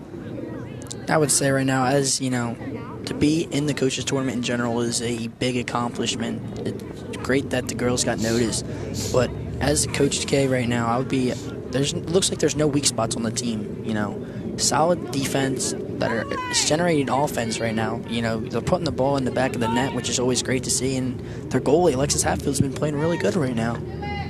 You know, that first goal, she had no shot. Like, the girl was wide open on the back door, and she, put a strike into it. It was a great ball. But besides that, I mean, Alexis Hatfield's really been picking up after the first goal. Yeah, and you say that. This team also has a great mix of a lot of senior leadership and then younger players that are really good and are going to develop and get even better as they get older. that's a really good thing to see from this program. You got seniors, and then you have more underclassmen that are competing at the varsity level. This team is going to be good for years to come. I just think in Sterling Sturgis in general, I mean, the better you are getting, like, I wouldn't say family, but the more you are friendships-wise, getting that bond, the better the team will be, as we've seen from, from this year, even girls last year and boys last year. They've been, looks like the same group coming next to next, and it's been good. Of course, our next TV game will be Monday. Sterling will be, at 4 p.m. we'll be playing whoever is the winner of the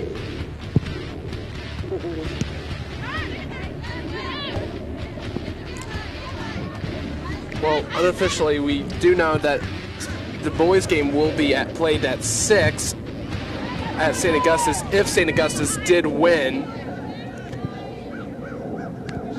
girls game would likely go to Eastern, but you never know. Middle Township might pull a big upset against Eastern. And we'll decide on which game we'll go to. Just speaking about that, I mean, there's still at least 13 minutes left in the game. This game is not over. There's still a lot of time. Goals. Once one goal comes, goals come after goals. So let's see. This game still has plenty of time left. Time is running down a little bit, but there's still plenty of time left for Williamstown to score and for Sterling, to keep adding on. And I think once one goal falls for Williamstown, they'll have more momentum and be, communicate more, have all the momentum on their side, and they've gotten a lot of good opportunities. They just haven't found the back of the net. Once one finds the back of the net, more will fall.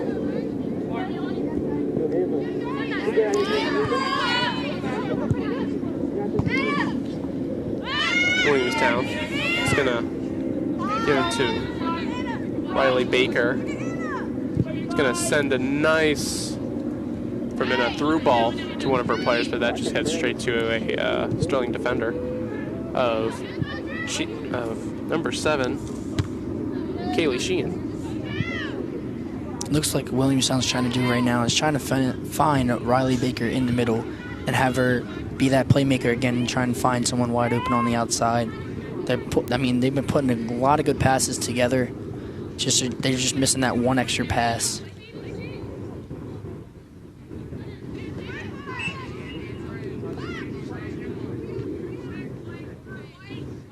Williamstown gonna throw this one off.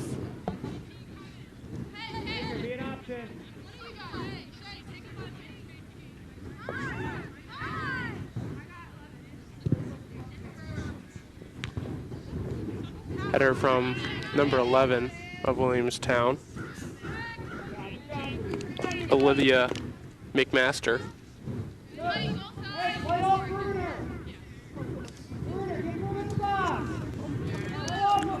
As Williamstown's going to throw this one in. Very dangerous throw again. Most of the time the ball's been dropping inside the 6. Let's see what happens this time. Gets dropped in the 6 again. Let's see if Sterling can kick this out a little bit faster. They do. That's a great clear right there for Sterling. Really dangerous throw, as you said. And that's a good job of clearing it now. Ball played out to Shea Wiley. Keeps it in, and ball goes out. Dixon had a open chance to give it to Sullivan right there. Well, down the line for Sullivan. Doesn't decide. Sophia White throwing the ball in for Williamstown.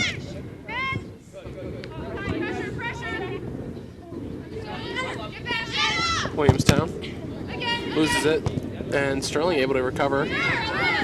Dixon gonna give it to. Great ball by Dixon. Looks like it's going to Shea Wiley, and goalie is not going to pick it up. She's going to kick it.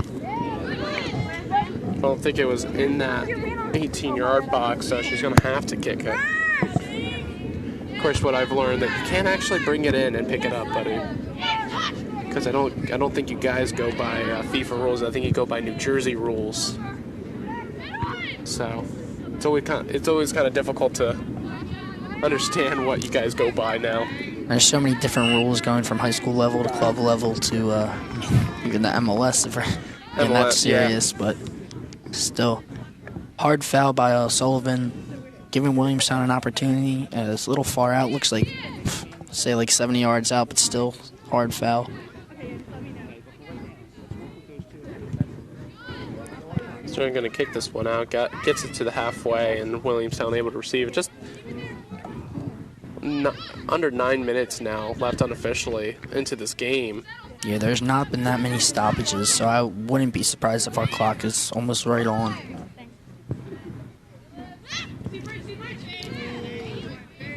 Great step by Faith Dixon. And a little activity after the field, and I don't know, John, what do you think about that one? well, we'll see in a minute. They're both going for the ball, and like I said, I think that's a little unlucky. You know, Yeah. She did kick the ball first. It went right into the shin guards, but like I said, a little unlucky. a little unlucky there. They're both going for the ball. And I think with them both going to the ball, they both kind of they're both going down, as you can clearly see. She's just trying to catch herself, so it kind of looks like she is pushing her down, but Yeah, and they're both running hard right at each other. They're obviously going to collide, and ref saw it as a foul. Substitutions for Sterling. Number 8, Gabby Palladino is coming in for number 11, Layla Solomon. And for Williamstown, number 26, Emily McMaster, coming in for number 5, Hannah Spear.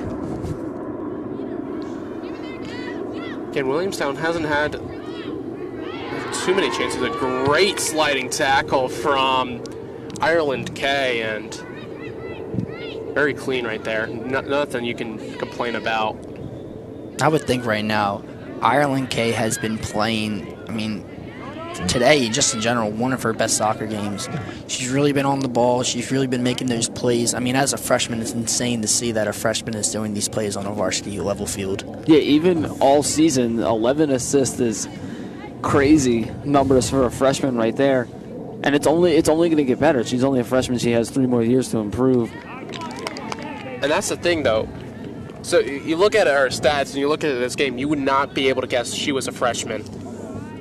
You would think that coming in as a coach, you would think that it would be one of those seniors or juniors that would be leading the team and, you know, assists or goals or even the playmaker in general. But if I'm a coach, playmaker right now is Ireland K. I mean, comes a ball in, dangerous corner. Looks like, great save. That's another goal for Sterling. Looks like Shea Wiley put that one in the back of the net after the goalie made a great save, but way to be there on the back post. Well, let's take another look right here. This is another good ball by Ireland K off the corner. And the goalie makes a great stop, and it bounces right back to Shea Wiley. Yeah. Right place, right time right there. I could have sworn they were going to call a foul for her falling in, you know, front post, and it looks like she got pushed. If we take another little view at this.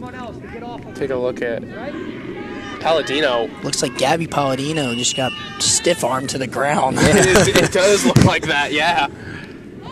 Sterling right now leading this 4-1, and Sterling in comfortable position right now. Just one more look at seeing Gabby she literally just got stiff-armed to the ground.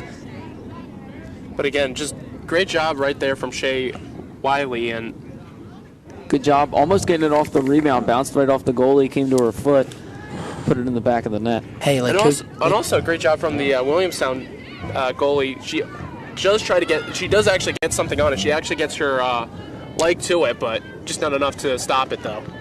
I mean, congrats to Shea Wiley. You know, like as the coach says, you be there at the right time, the right place, good things will happen. I mean, she was at the back post for being that wing back spot, being at the back post. Ball finds her, she takes the first hit, goalie makes a great save, takes the second one, goes in the back of the net. She gets to celebrate a goal for Sterling to go up 4-1 with about 6 minutes under 6 minutes left in this game. And you know, when you looked at this matchup on paper, both teams had allowed, I believe, 16 goals apiece. But the one major difference was Sterling had scored a lot more than Williamstown did.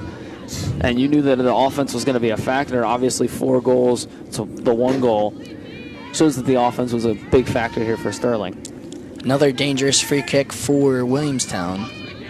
Williamstown has 2 players on the halfway line. Number 16, Jessica Samiller. And number 19, Sam Butcher. Cross in. Looks like Emily McMaster tried to get in head on that. Tried to put it in the back of the net, just unlucky hit. Gonna take another look at it. Great ball by number 3, Angela Alvita. Yeah, good job crossing it back to the middle of the box. She comes out of the game. And another opportunity right here, just not going Williamstown's way. See right there, tries to get ahead on it. On the line right now, we have number 3, Jordan Baker, and number 16, Lexi Berkeley, getting ready to get substituted in these last 5 minutes of the game. McVeigh able to try to get a good boot to it, clear it out. Williamstown just kind of hopefully wanting to just score a goal to make the scoreline look a little bit closer than it was. Yeah, this I would say right now, if you would have told me this game was going to end in 4-1 after watching the first half, I would have said you were insane. I mean, it's been back and forth, back and forth, back and forth. So, in Williamstown's point, this score does not show how much hard work they put in for this game. It's just unlucky bounces. Alexis Hatfield for Sterling's keeper came up clutch a bunch of times, making those saves. Yeah, great saves, and then Williamstown just, I talked to the main point was who was going to be able to offensively execute better. Sterling executed. Williamstown was getting the looks that they wanted, just couldn't execute, couldn't find the back of the net, and I think that's the main reason why Sterling is going to take a 4-1 victory, along with great goalkeeping from Alexis Hatfield. You say that, I think, we just take a look back at that one, go back a couple minutes, like about halfway through this second half. Riley Baker had a good shot at net. Alexis Hatfield able to get a tip it over, tip it over, hits the crossbar. Unfortunate, Williamstown doesn't get a good bounce to it, and be able to smash it in and smash it in. But when you talk about the bounces, right? Williamstown's away. They don't know much about this field. They've never played Sterling before. This is Sterling's home field. They know the way the ball is going to bounce. I think that might have played a little bit of a factor. I mean, even in the boys' game playing before, just knowing in general, especially guys from Hammonton, they were starting to question, the ball was bouncing, especially when you get inside the 18. The ball was bouncing up and down, up and down. So it's just, when you have the boys and the girls play on the same field, it's going to be bouncy. It's going to be, dirt. It's going to be grass stains all over the place. But you just got to have to fight against adversity and come out on the other side if you're lucky enough. Just about a minute left unofficially now, and Sterling, likely winners of this game, and will either be facing Delran or Middle Township. So that's also going to be a Monday game. So we'll either go to the boys who are either facing Salic or St. Augustine. Yep. And Eastern versus Middle Township. The winner of this game most likely plays Eastern. Eastern's the 1 seed. So unless Middle Township puts up a big upset, hey, winner man, of this game will play. Anything's Eastern. possible. I mean, look at the boys team yesterday. Look at the great camera view we have from the boys soccer. We have Jimmy Zingaro doing the camera, and we have right next to him, looks like he's taking a seat, Matt Martin. Hard day on the field. You need to take a break every once in a while. Of course, they had fun commentating in this first half, of course, But like I was saying in general, I mean, I would not say that it's official that Eastern will win that game. I mean, yesterday in the boys coaches tournament, Shawnee lost to Middle Township in PK's. Number 2 seed Shawnee and number 15 seed Middle Township. So anything's possible. Well, Sterling wins the game 4-1 over Williamstown, and a great job showing from the girls team, able to come back early in that first half and then score another 2 goals late into the second half, and just a great job in general. And we will have a post-game show from Jay Clark, so we'll be right back. Sterling wins this 4-1 over Williamstown.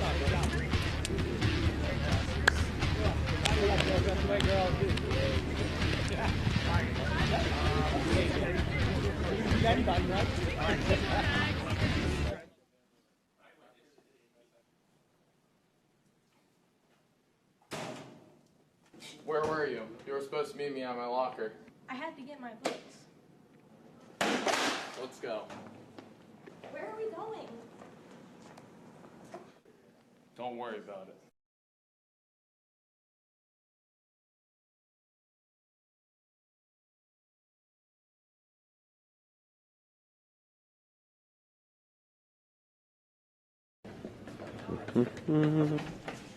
Dude, are you kidding? Pictures. Sean, what are you doing? Go to Redmond's office.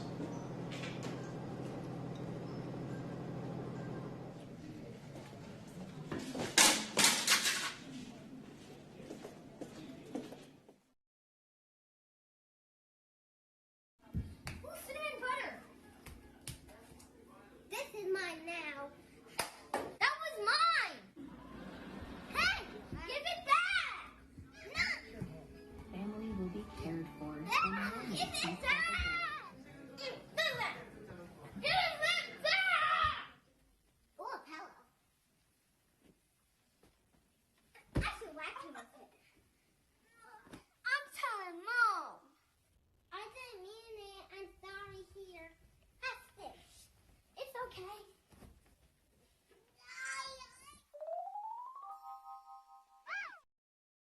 Can I get some? Yeah, thank you. Can I watch TV with you? Sure. Big City Greens. Hey, Leah, you want to play with me? Yeah. Yeah. Can I play with you? Sure. Sorry for being mean to you, Vaughn. It's okay, Leah. I love you.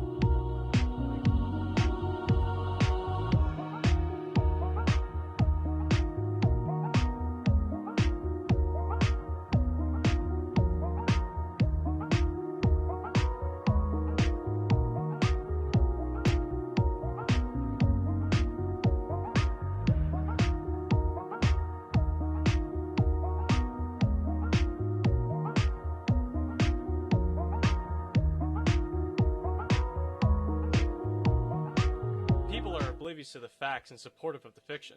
What should you believe? Believe the facts. COVID-19 is a real problem, and here's how you can do your part. Social distancing works. 6 feet apart from everyone. Proper mask placement prevents the virus from getting in and out, and lets you breathe normally. And if you're not near a sink, you can use hand sanitizer to kill the virus before it can keep spreading. But whenever you can, wash your hands. Soap, water, happy birthday. You know the drill. Let's help each other get through this. Stay safe, stay healthy, and go to cdc.gov for more information. They just sent it into our box. They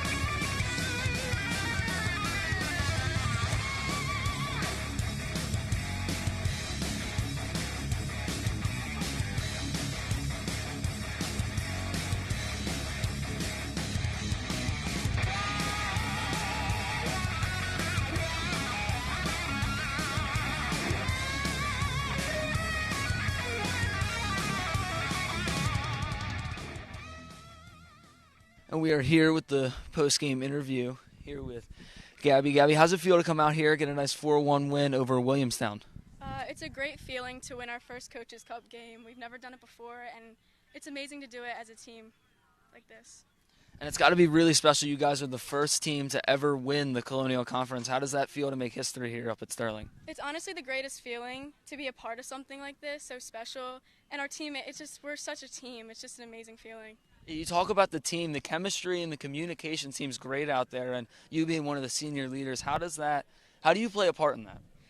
We just make sure we do everything together. Practice, we make sure we're just talking to each other, laughing. Everything's fun. I think that's the most important part of everything. Well, good luck on the rest of the season. Thank you for coming out here with us. Thank you. Here we have another senior, Kaylee Sheehan. Kaylee, you've been an offensive player for most of your career. How does it feel being back on the defensive end? It's great back there, I guess. This is my second year playing center back for Sterling, and I love playing my role, do my job. It's great. And you really have to be a leader as the center back of the defensive end, have to be really vocal. We can hear you over here from the booth. How do you do you enjoy being the leader back there, or is it something that you struggle with?